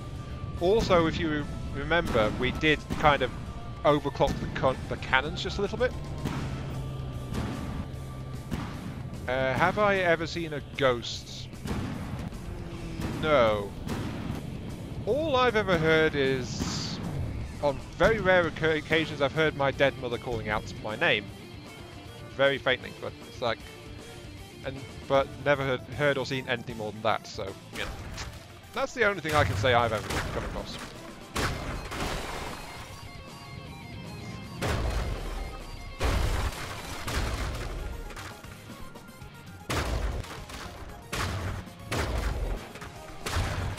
An hourglass. Hourglass is I think the hourglass is kind of like the knight actually, except its weaponry is too easily damaged. They kind of seem to fill similar roles. The hourglass strikes me as a support vessel, it's just its cannons get easily knocked out compared to the knight. The knight is just flat out much more durable and protects its weaponry a lot better. Okay, that one's dead. Right, who's next? Is it the Bulwark? It's lagging. Is it the Bulwark? It is! We've got the Bulwark! Oh, incoming! Oh dear. And it's immediately opened fire on the knight.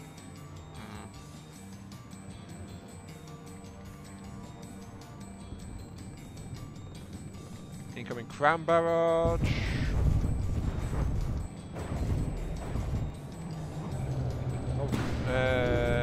Yeah, actually that initial salvo from the Bulwark did seem to do some damage. Oh dear, it's losing sensors. That can't be good. Oh, shells getting through. Oh dear. Not massive damage though. They've just been wrecking the sensor systems up there. Yeah, I'm not sure what the fleet limit is set to, but I think it's a bit low right now. Well, that looked like a minor explosion. Part of the problem is the knight was actually pretty far away from the Bulwark when it spawned.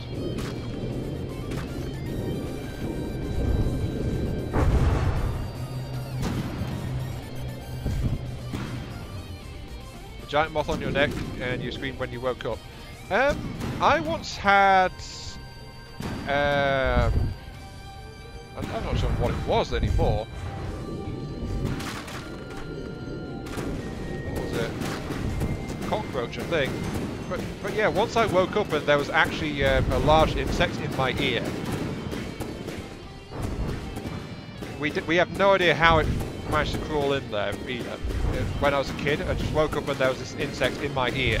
So it's like, you know, what the hell? How did it get in there? We had no idea. But yeah, it was just in there, and I couldn't really hear too well, so it was like, what's going on? And we found this big insect in it. So, you know, I was rather surprised at that one.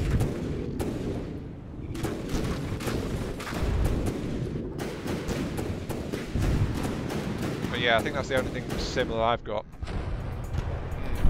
Yeah, I think I was like 8 or 9 at the time.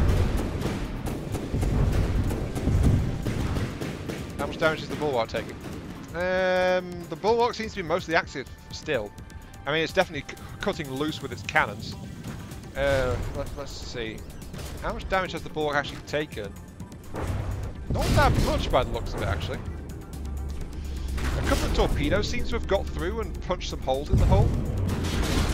Oh wait, no, those holes are too regular. No, oh wait, no, there is some torpedo damage below the waterline. But for the most part, that cannon's taken a bit of a knock as well, actually. It's lost a bit of its barrel. But the Bulwark is actually standing extremely strong against the knight's incoming shots.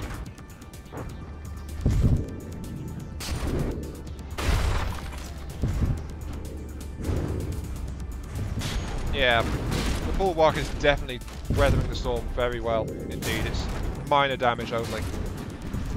I'm not sure how well the knight's holding up. What's the shells tracked with white? Good question, I'm not sure. Oh, your forward cannon's gone. Yeah, the knight's definitely on the losing end of this right now. Shells tracked in white. Yeah, the knight has no anti-shield weaponry, that's true. Yeah, I was going to guess Tracer, but I didn't want to say for sure.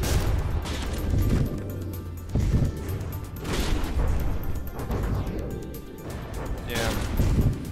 The only real weapon that you seem to have got against this Raz on the knight seems to be the torpedoes. For the most part, the Bulwark is just winning. The knight is 70k versus the Bulwark's 250k. Yeah. That fits.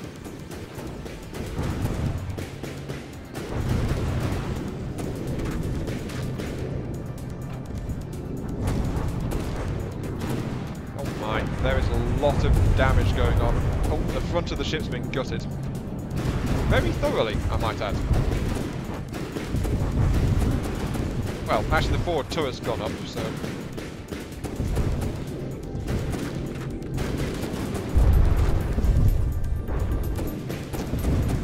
There goes some of the side armour.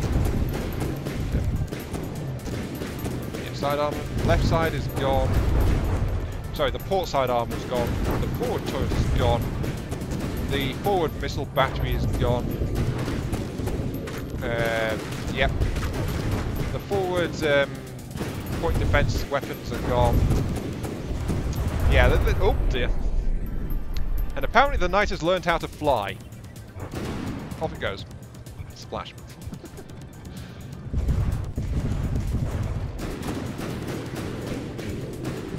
Retreat the knight if I can. Can I do that? All I can do is view... end the battle. There we go, end the battle. The knight got out of there. Right, pull. The knight is critically damaged. Well, it's not. It's still 74% actually. It only did 3% damage to the Bulwark in return, though. Oh, the white flag next to the ship. Oh. Well, I just ended the battle. I kind of manually started that engagement, so I was far enough away to cancel the entire darn thing. But yeah, that Bulwark is really versus large amounts of Onyx Watch. Try using hollow points and some solid shells. Yeah, that does sound like a lot more sense. I really need to try and practice with those. Because I'd like to view this battle. Now we're in direct engagement range.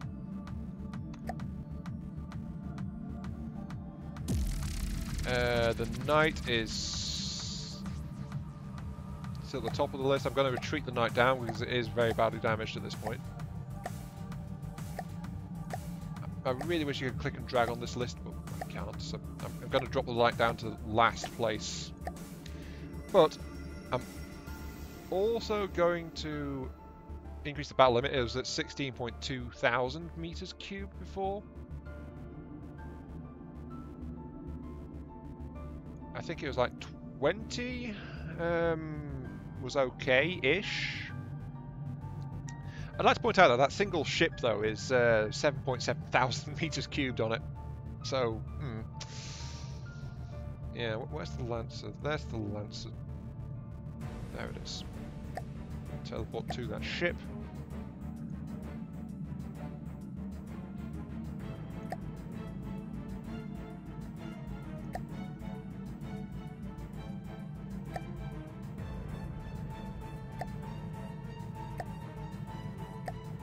So I've got 20k spawn limit set. I'm going to drop the mortars back here. Those are okay where they are. The boosted knife can go there. I guess we could try cranking this up, but we might cause some problems. I don't know. Let's crank it up to 25k. That gives up to 12,000 on each side. 12,500. Hi Legion, welcome to the stream. Begin. Alright, let's see what this does to it. Ah, oof, I can hear my computer creaking. Ah.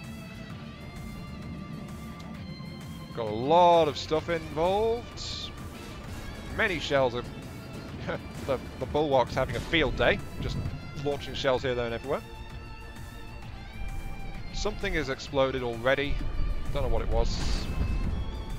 That one over there? What is that? The Lancer Sterner seems to have been hit really hard, actually.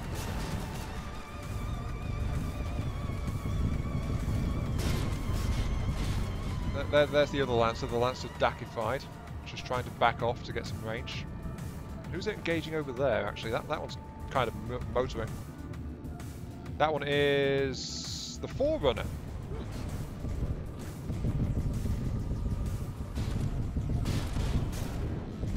I'm not sure exactly. Well, it's getting surrounded, but it seems to mostly be focusing on the Forerunner, actually.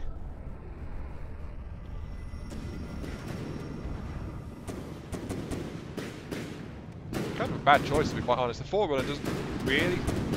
Wait, why has the Forerunner got one weapon firing? Oh dear, that was nasty. Oh, I see, the Forerunner's actually been hit, that's why only one weapon's firing. Oop, and now I'm dead. It's because I insist on sitting on one of the ships in here. Oh dear. Where's the Valkyrie? I'm not spawned in. Hang on.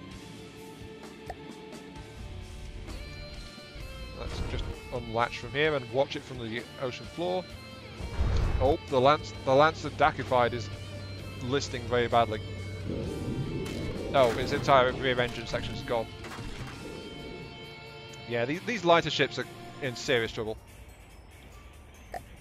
Just keep in mind I can retreat individual ships before they die, can I? Alright, retreat the Forerunner, retreat the Lancer, retreat the Lancer Dac, because that one's also badly damaged. So now we've got the Knife and the Umbut Umia. And the Bulwark is going straight for the Umbut Umia. Oh dear. And the Umbut Umia has taken flight. Right, okay. Sure. Right. Was that the Knights just getting blown up? Oh no, the Knights... Oh, the Knight's lost his entire engine section. Okay, that means that's out of the fight. The Knife speed boosted is indeed out of the fight. Oh, it's suppressed by enemy fire and cannot be withdrawn. Oh, okay.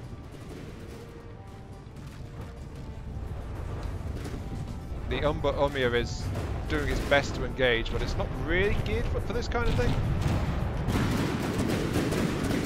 Yep. Well, I can't disengage now because... Well, I can't disengage the entire fight now because the thing actually attacked us. The Knife is... crippled. I can pull that one out now. The Umbut Umia is getting pounded, but it is absorbing a lot of fire, so... And it's still trying to fight back, bless it. The cannons are still going, so it's still in the fight. Oh, we've got some of the air forces in now. Is the Nimbus? Oh, the Nimbus didn't actually have its combat AI turned on. That was great. I think this might be it for the actually. Yeah, the is really badly damaged. Retreat that. And we got the Patruil in instead. All right. Right. At least the Nimbus is actually moving now, but it's kind of getting shelled a lot. Is the Patruil off? The Patruil is off. Oh, why did I turn these things off? Oh wait, I know, it's because I think they were moving. At least the Nimbus has got the attention of the Bulwark at the moment.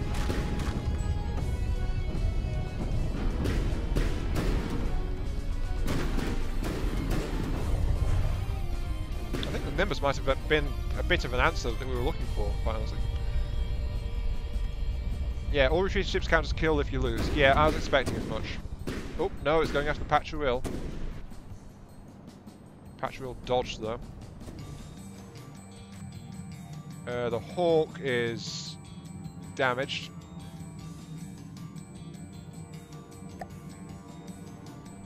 Where is the Hawk? Oh no, the Hawk is still flying. So the Hawk is actually okay.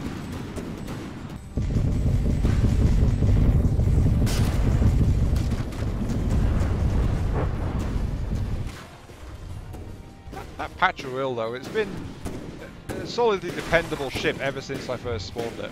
And I've never even modified it.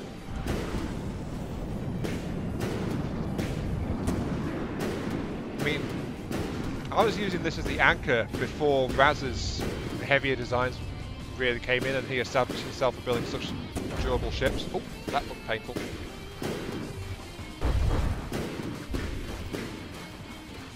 But the Patrol's always been kind of a reliable one.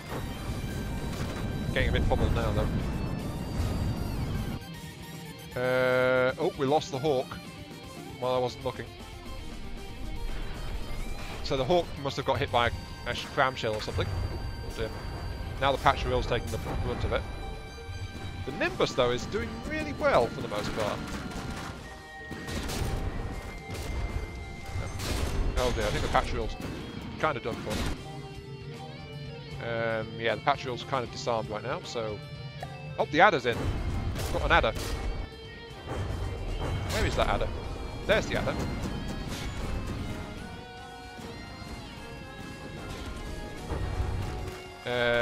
Taking command. I wish there was an ACB to automatically set these things in combat mode. I really should have set that up, to be quite honest.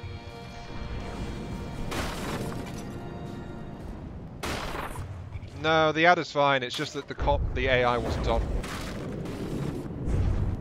Where's all these shells coming from? There's lots of shells coming in from the Valkyrie. Ah, there it is. Legion, your Valkyrie's here. It's kind of struggling though. It was actually shelling the adder, not the Bulwark. So for some reason. Oh, that looked bad. That looked bad. Now it is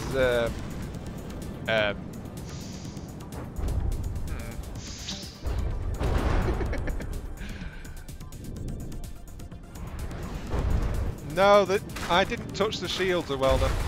Those are the shields you put in. However, it kind of decided to do a bit of a wheelie impression there. Yeah.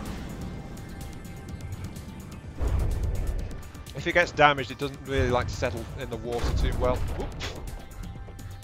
Fly! Be free! Be free!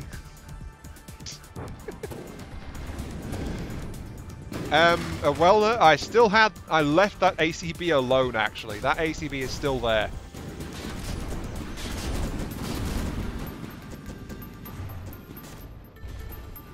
That ACB is still involved. The Nimbus is somewhat crippled. Oh, the Nimbus is actually getting absolutely murdered. Where is the Nimbus?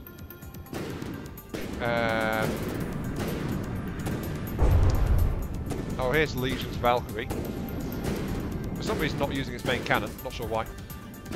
The Hawk's in. And getting rather badly shredded, actually. Where's the Nimbus? Where's the Nimbus? Oh, the Nimbus died. The Euidia's turned up. Oh. I was going to try and retreat that, but apparently it got hit by a massive salvo and just blown apart.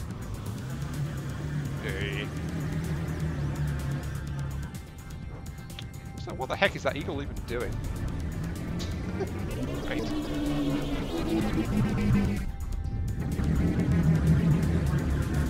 Well, at least...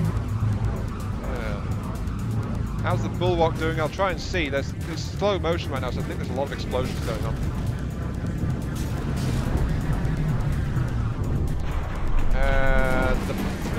The Bulwark is very low in the water now.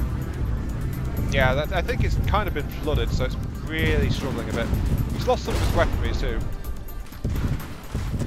It's trying to knock that Hawk out of the air.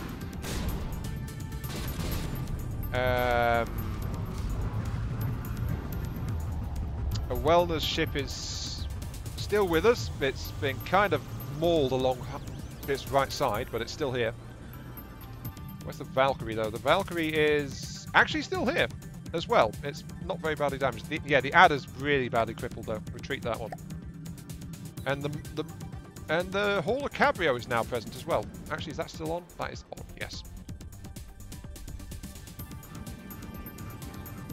So the Hall of Cabrio has got involved, and its drone has immediately got itself blown up.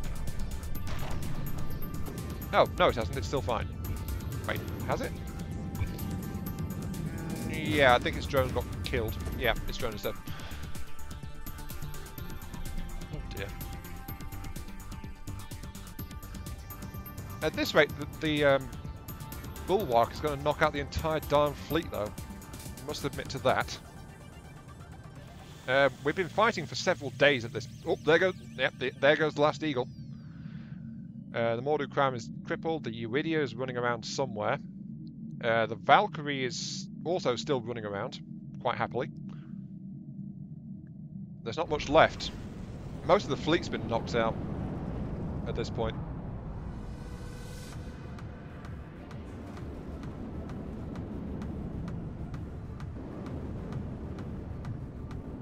Oh, the Cabrio can fix its gun drone. Okay, that's useful.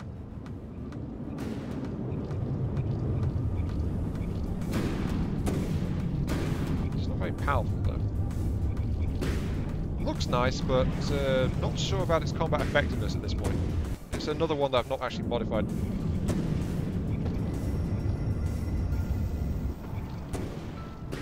It's just kind of trying to shell the Bulwark from extreme range at this right now, so not sure what else is going on. I think that is the Valkyrie over there, actually.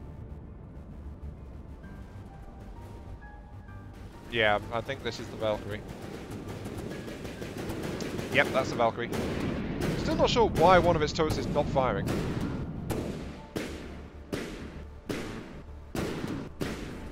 Do I have any packs in my fleet? No, if it's not appeared yet, then I don't. I'm pretty sure. Ooh, okay, that was a nasty hit. Is this thing now disabled? Just turning on my HUD to try and see. Yeah, I think it's disabled. Turn to the Valkyrie. Yeah, okay, the Valkyrie suffered internal damage and got itself crippled. So I'd better jump in and patch it up.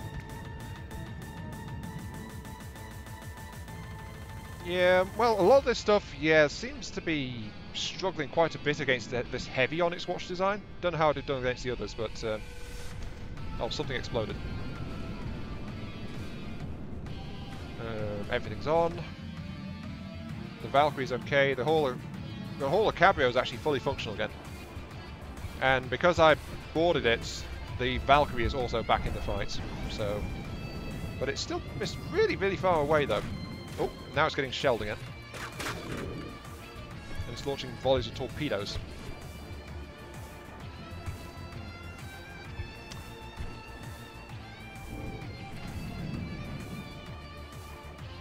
Well, jeez. The problem is we've got multiple long-range bombardment types involved now. The Valkyrie seems to like staying a distance as well. The Bulwark's trying to shell the Cabrio, which is not going too well for it, while the Cabrio is quite happily shelling back. What else is even in the fight, actually? The Euidia is...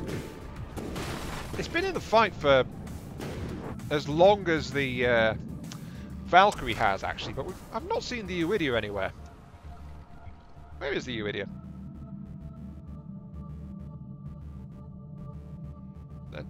There's the Knight, there's the Oomph. There's the Euidia. Apparently it's under the water somewhere over here. I guess that's the problem with submarines, isn't it? They're hard to see. Where is it? The map said it's... Oh, there it is. Hello, Euidia. Oh, who's a good little submarine? Yes, you are. Yes, you are. Yeah, we did kind of say no lure.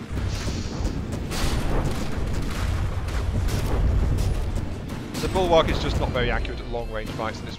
Yeah. I think a lot of the damage can be attributed to the Valkyrie and the Euidia, quite honestly, in this fight. The Euidia especially, because the Euidia is just sitting there lobbing the high-explosive torpedoes at it. Yeah, the sub's going to win. Pretty sure. Oh, I think the Cabrio's drone just got blown up again. Dear. And the Valkyrie is just circling it right now, pummeling with torpedoes, just like the Uidia is. So.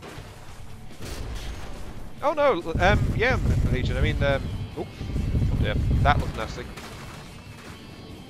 One thing I would say though, Legion, is your ship lacks self-repair abilities, and its armor is a bit lacking as well. Oh dear, yeah, that kind of blew the turret off. It really does lack self-repair abilities though.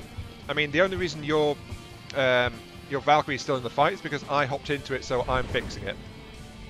So that's what's kept your ship in the fight, otherwise it would have actually despawned by now. But yeah, if you had some more repairability on it, that would be great. Yeah, the Bulwark's finished, it's on its side. It's sinking. Really darn hard at this point. Oh dear. It's got its side guns working, sort of, but... Yeah, but it's... I think it just tried to fire at the Uidia, actually. Where is the Uidia? There's the Uidia. Yeah, it was just trying to shoot the Uidia. Not doing very well, though.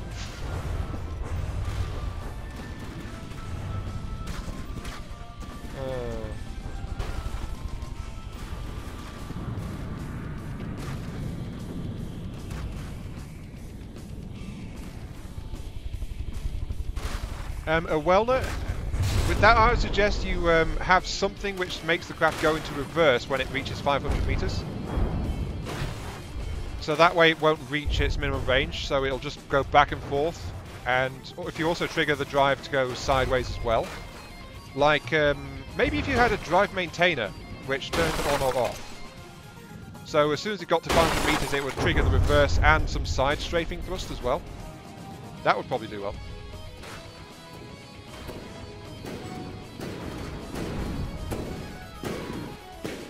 Actually, that forward cannon just flat out isn't working, is it?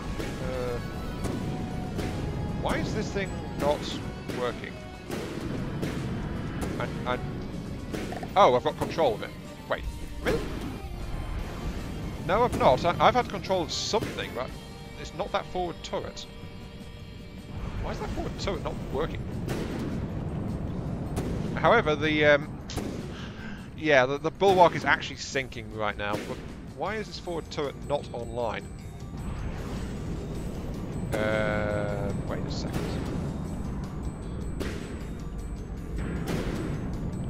Integrated weapon controls. Is that it? The Bulwark is definitely sinking. So.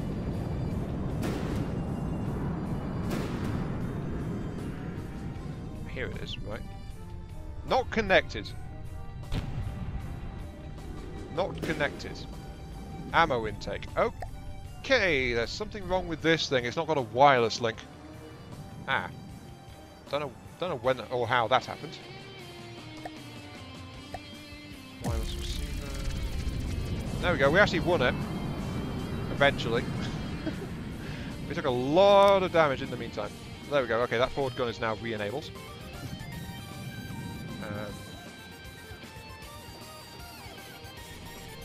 But yeah, the Valkyrie was definitely withstanding this quite well.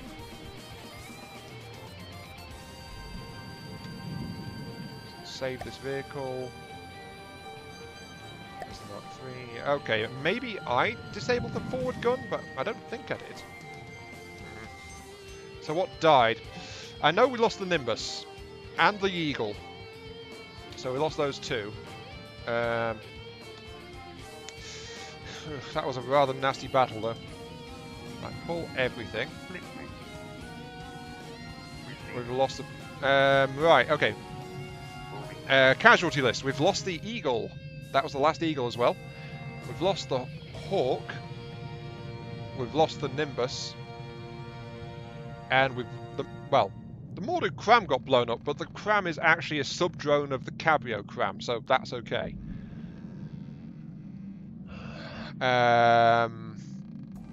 Actually, Raz, your knight was circling very happily at its ideal range, so you can't say that. Your knights, and actually your lancers as well, they got to their good range. Use underwater nuke drones. Well, could do. I don't really want kamikaze units, and if I did, it would have to be my own design as well, wouldn't it? Because it's like, yeah. But anyway, we've lost our last eagle, we've lost a hawk, we've lost a nimbus, and that doesn't count because it's a sub-drone. So,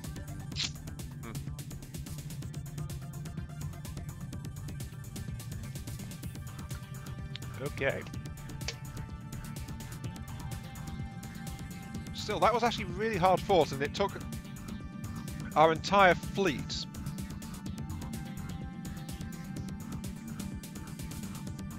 It took the entire assault fleet to knock out that single bulwark, basically.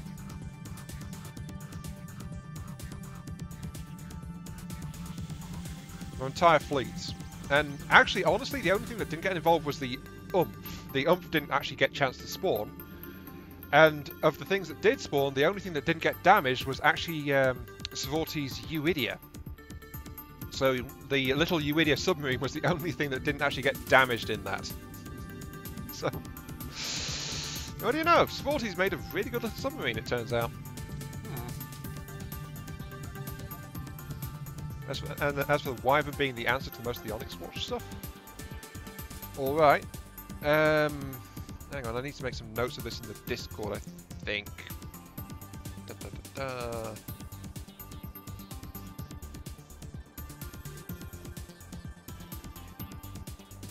Wait, what's this? Wowie, when Iron Mark 3 has enough computing power to upload/stream and make videos in 4K at 60 FPS. Pledge to protect? I don't get it. Okay, anyway, Netacruise, right. I need to make a note of the casualties. Yeah, that was good. The computer was stuttering a bit when we upped the ante to 25k limits, so I think like 20k is as much as I really want to push it. Alright, but yeah, I need to do a casualty list really quickly. We've lost a Nimbus, a Hawk, and the Eagle.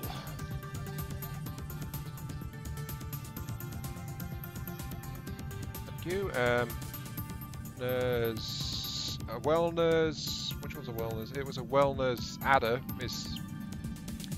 Adder is still here and alive.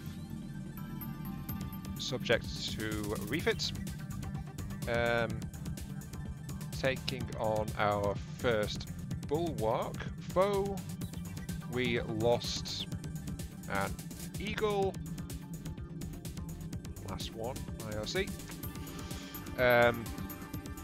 We need to delete these. I will be in just a second. We've lost a Hawk V2. And we lost a Nimbus.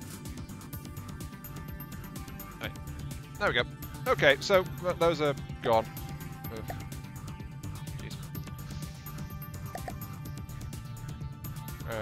It was... It's a shame really. The Nimbus was actually really damn useful. The Nimbus actually managed to tank the Bulwark quite effectively until the Bulwark managed to catch up with it. So that's definitely a design that's got potential. Hawk V2, that's dead. Yes. The Lancer Dakified is actually okay. Where's the Interceptor Eagle? Oh, I zoomed in too close. Right. The Mordecram. Those guys need to be patched up. Where is it? There's the Eagle. Right. That was the last Eagle. So yeah.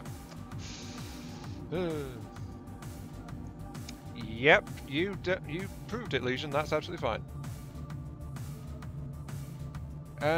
Well, it depends on how many designs do you even have in here, actually? A Wellner has the Adder, the Hawk, and the Python. That was the last Hawk, I think.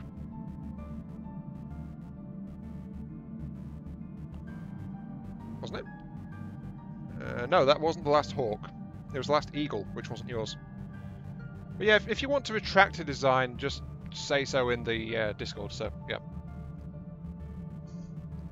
And yeah, I think I noticed there was a recent function change. I'm not entirely sure what to do with it though. Moving now. I noticed it like a week ago.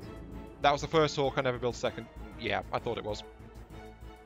But all in all though, we lost quite a bit of tonnage. So if I re-enable that, get repaired, that is lots and lots of fluffy hearts everywhere for everyone.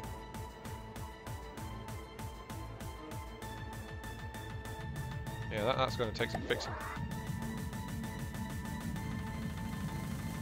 There we go, that's all patched up. Is Onyx Watch attacking us? Nope. Everything's patched up, and that took almost our entire material reserve to fix, so...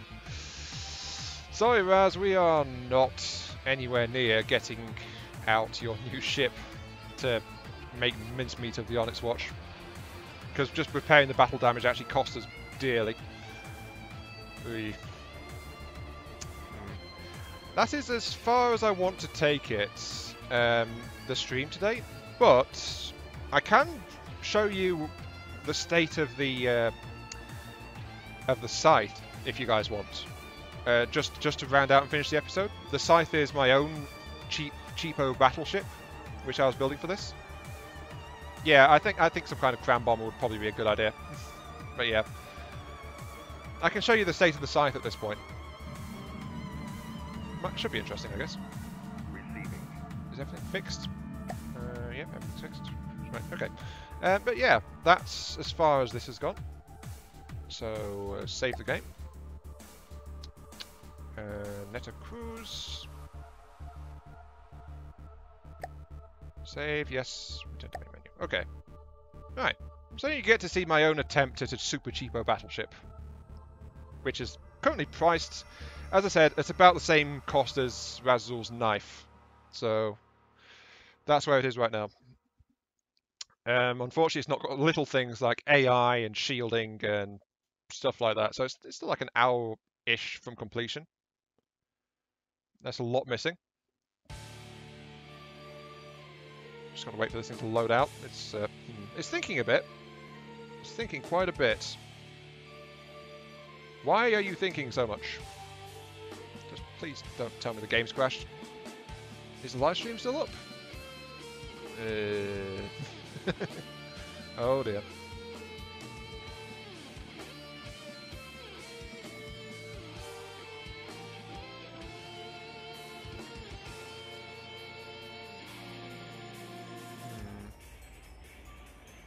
I think the game might have crashed, actually.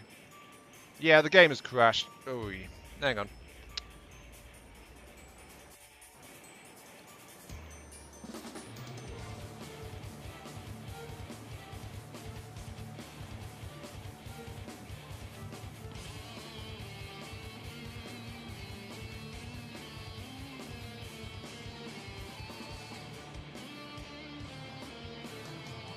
I'm still live.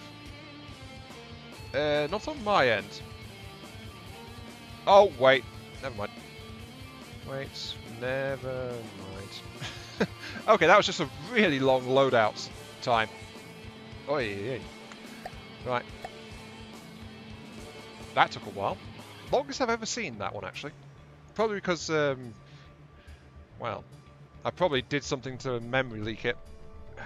I understand that's currently a bit of a problem. Destroy all vehicles, load up my prototype vehicles. Not one of the things I mentioned earlier. I think it's under current designs, this one. Current designs.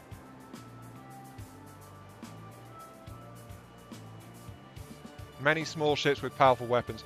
Yeah, I just need something good, don't I? Here goes the Nameless BB.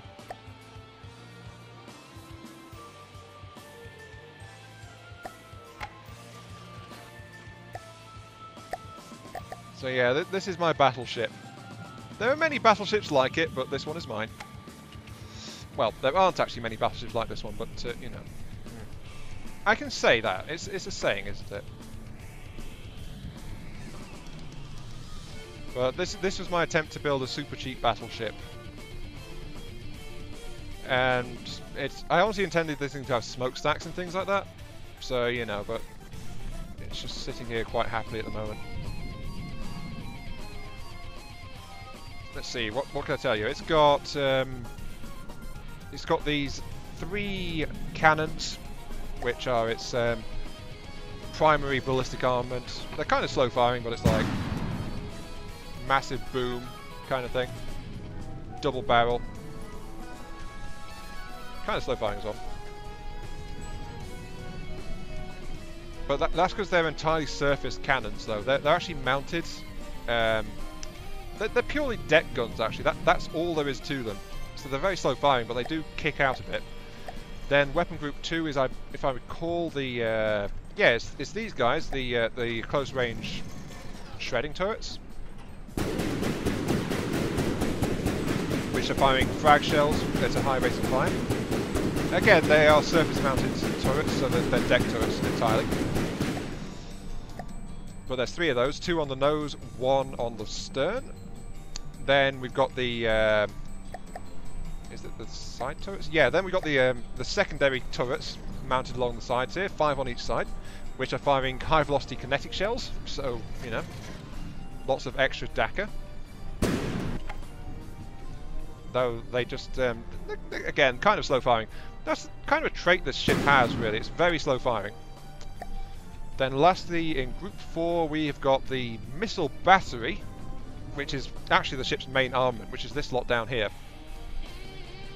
Which is, you know, it's a battery of 40 missile launchers, just for mass bombardment. Radar guided, long range-ish. But this is the main kick of the ship, really, when you're outside the ballistics. In fact, I think that's the main punch of the entire thing. Now, what's Weapon Group 5? Is Weapon Group 5... What is Weapon Group 5? I've completely forgotten.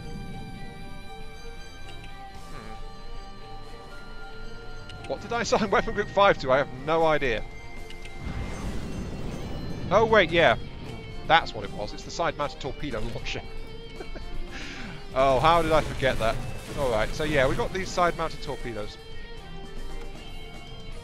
However, I only set 1 of them, apparently, because the other one didn't fire. So, yeah, that's actually two batteries of that. But we've got side-mounted torpedoes for broadside purposes. Ooh. So, yeah, this is my battleship. It's got a big gap here, which is supposed to have more weaponry systems in it. So it's supposed to be armed to the teeth. And it's got space back here, which I think is just going to be hulled out. But as I said, it needs AI, it needs detection, it needs shields. The thing about this ship, though, is that it's actually almost completely hollow. If you look at it.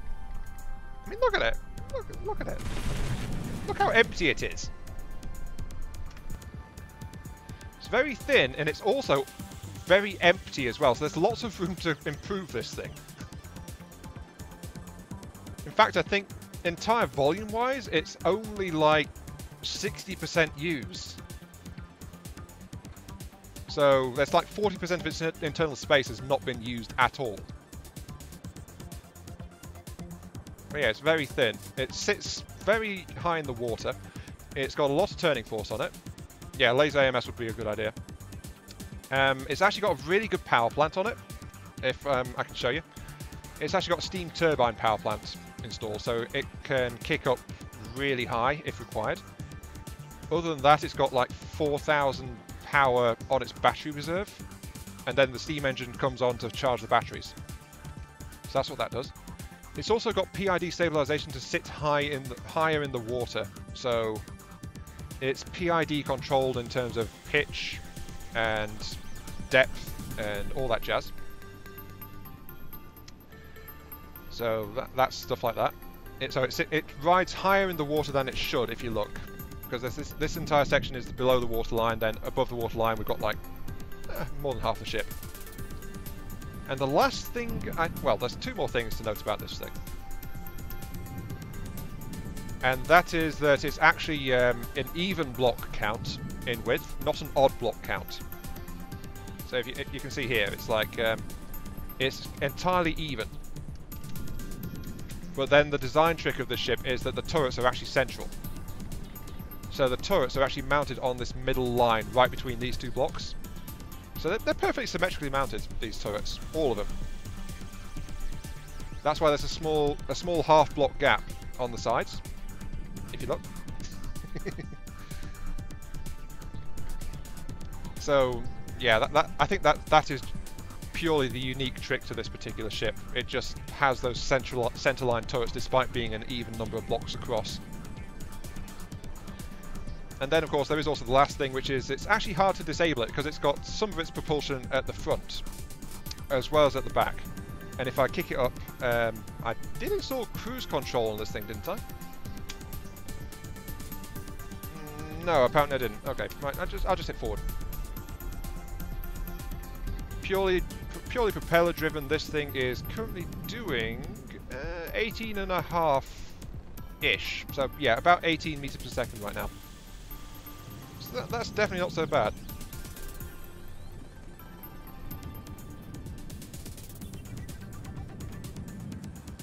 It's also, of course, fully capable of reversing, so, you know. And that is the Scythe battleship, as it is right now.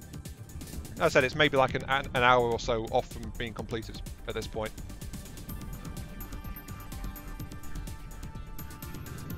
But it was designed to be a comparable design to, well, it's meant to be a battleship because of its size and length, but it's really thin, which is why it looks like this. Its current cost is like 66,500. How it looks next to a Wyvern. I don't think I have the... Do I have... What's the most recent... What was the thing Wyvern called before? Oh wait, the Tankimony, that's the one. I don't have the updated Wyvern yet. Spawning the Tankimony, which is more than double the cost. Actually.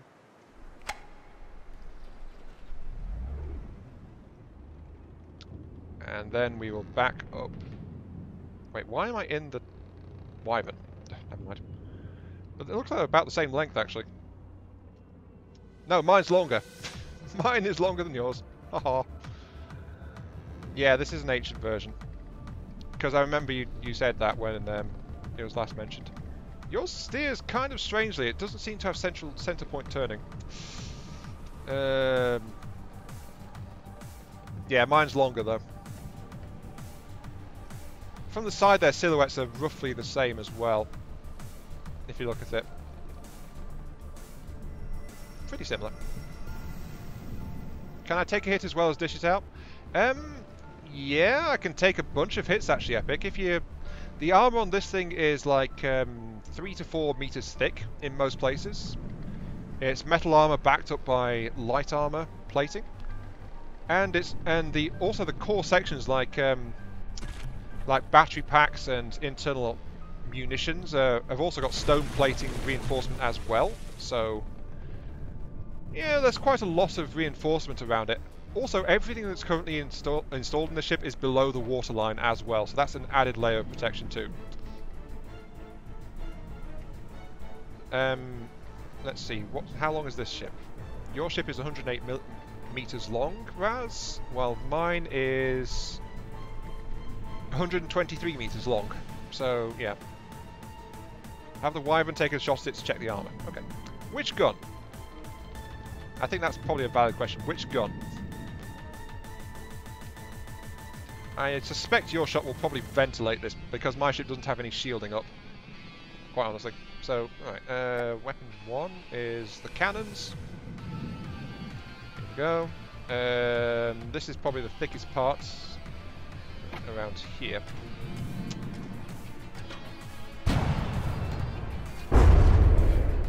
Ooh, punch straight through. My craft takes flight and tries to escape. Whoops. Off it goes. How much damage did that even do, actually? Hang on, turn off the repair beams, F7. That's something else this craft doesn't have, actually, repair. I think we touched off one of the magazines, actually. Let's have a look.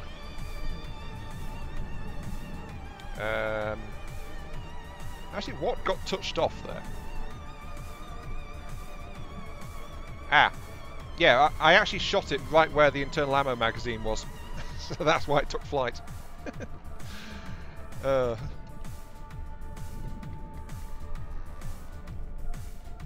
Yeah, so, yeah, there was an ammo magazine right there. That's what detonated. And that's why it went flying. Okay. I will say one thing, though. My craft is actually, like, 5 meters a second faster than yours, Raz. So it's like 30-odd% more speed on it. So there is that. Okay, now we're at a distance again. Let's put some shells into it somewhere else. Like, let's try the magazine. Sorry, the missile racks at the front.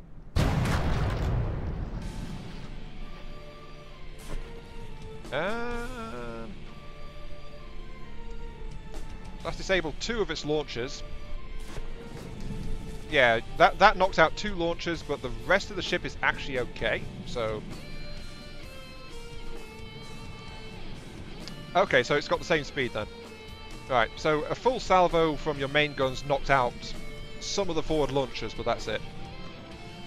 Alright, so I think it's the armor piercing properties of your shells, really. They do quite well against the armor.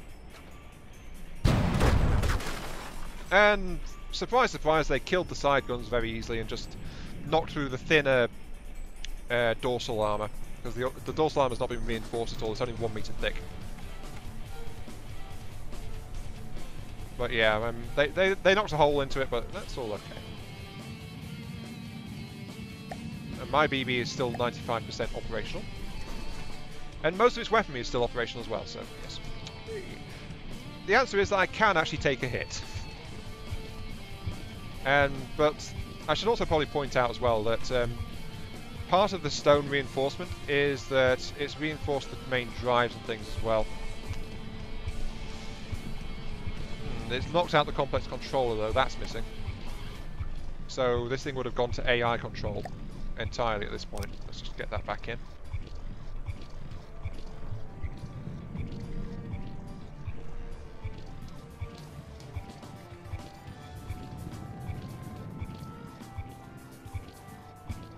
So yeah, it'll take from your primary cannons. Your primary cannons will damage things where they hit. It looks like, but it'll still take quite a few salvos to actually knock this thing out. There's also the fact that it's got its blades all over the place for its actual propulsion, and the batteries are also spread out as well. So you have to kill multiple batteries to actually disable the ship. This one, unless you hit the steam power plant, that's the only real central point. Feel free to shoot back. Okay, let's see. Let's see. Can I actually do anything with my Hesh rounds? Let's see.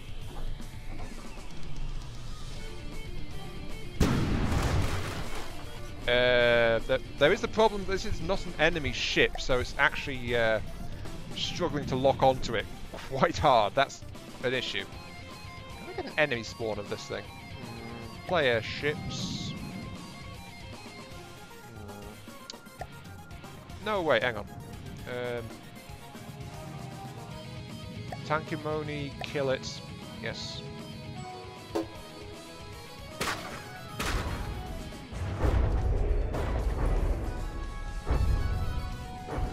And I'm going to spawn in a Tankimoni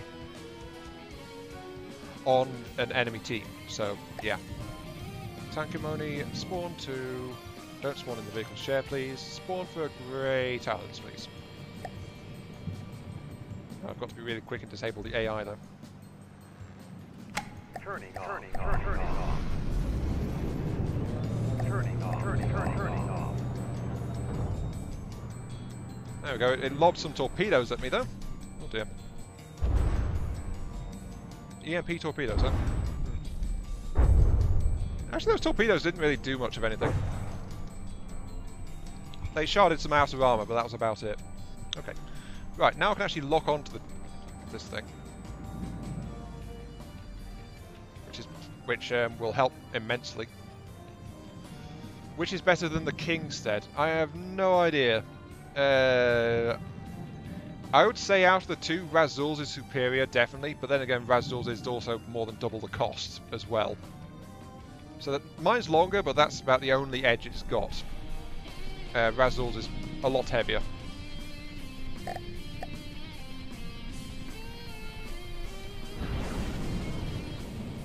Oh yeah, I've got to fix that. And I got hit by your anti-missile decoys. Sure. Okay. Right, where's the missile launcher? I need to fix that. Missile launcher. There's the missile launcher. Staggered fire. Controller is here. This is the one that's not set up properly. To group 5. Okay. Set. All right. Yeah, the DPS on my cannons are slow. Let's lob some torpedoes at this thing. And the torpedoes immediately went for your decoys. Okay, you can stop those cold. Fine, how about my missile battery then?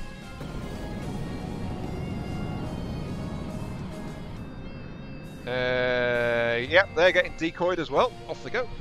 Bye-bye, missiles. Yeah, your Kingstead would be immune to the Sickles, the Sickles missile-based weaponry. Very much so. Okay, right, let's see. Secondary cannons.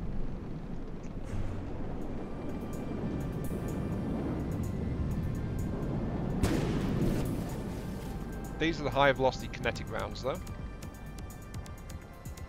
What is their fire rate?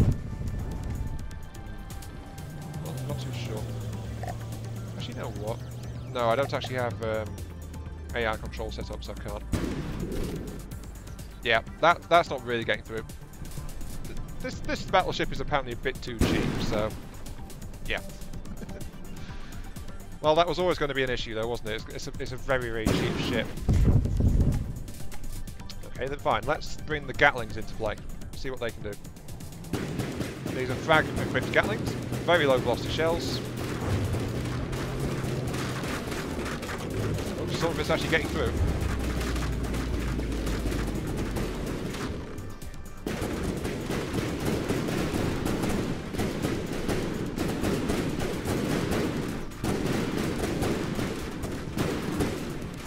Kind of the point though, these are close-in weapon systems, like meant to do some damage at close range. They are getting through, they're causing a little bit of damage, but not much. And your ship's just immediately repairing itself, so yeah.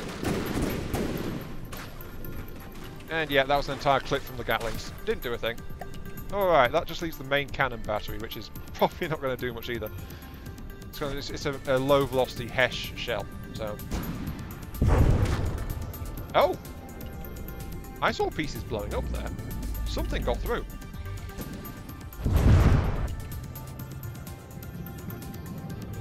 Interesting.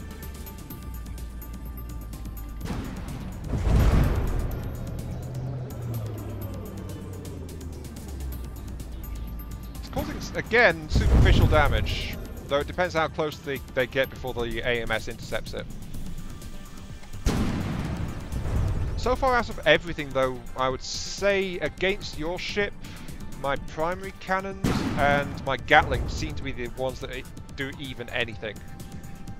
The Wyvern is almost entirely immune to the weapon systems on my ship, so yeah, that's good. Let's load up and fire on everything.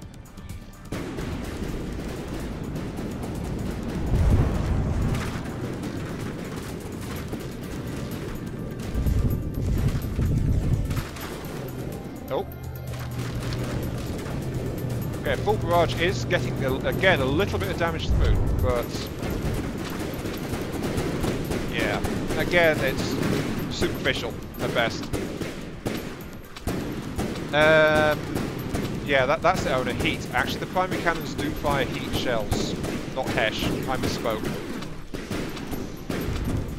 And my ammo reserves run dry as well. That was one thing I remember I was going to be fixing on this ship. So yeah, my entire ammo reserve is depleted. What can I say? The Scythe is a work in progress. I did some damage, but I actually managed to knock out your side guns. If it's outside your armor, I can do something to it, basically. But yeah. A full volley from the sickle is... Sorry, the scythe. I keep calling it sickle. A full volley from the scythe at the moment can kind of scrape past your shields, but not in any worthwhile way. So yes, you have made a very tanky ship. Though I'd like to point out though, when yours was attacking mine, mine doesn't actually have its shielding yet, so yeah, there is that. My entire barrage was being stopped by your shields and your missile decoys. So, yeah. I don't know what my weapon will do against your raw armour, quite honestly.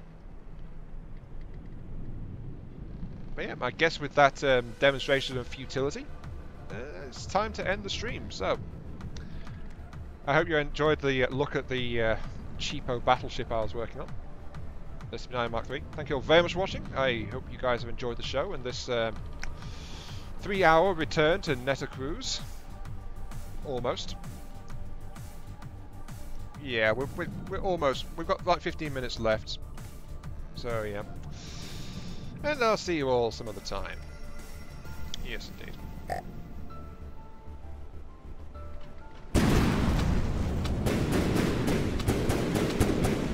Yeah. There we go. And now I've got to go and re-render my MechWarrior Online because I rendered it with an error, so... That'll be up in like an hour or so, I think. But yeah, see you all later.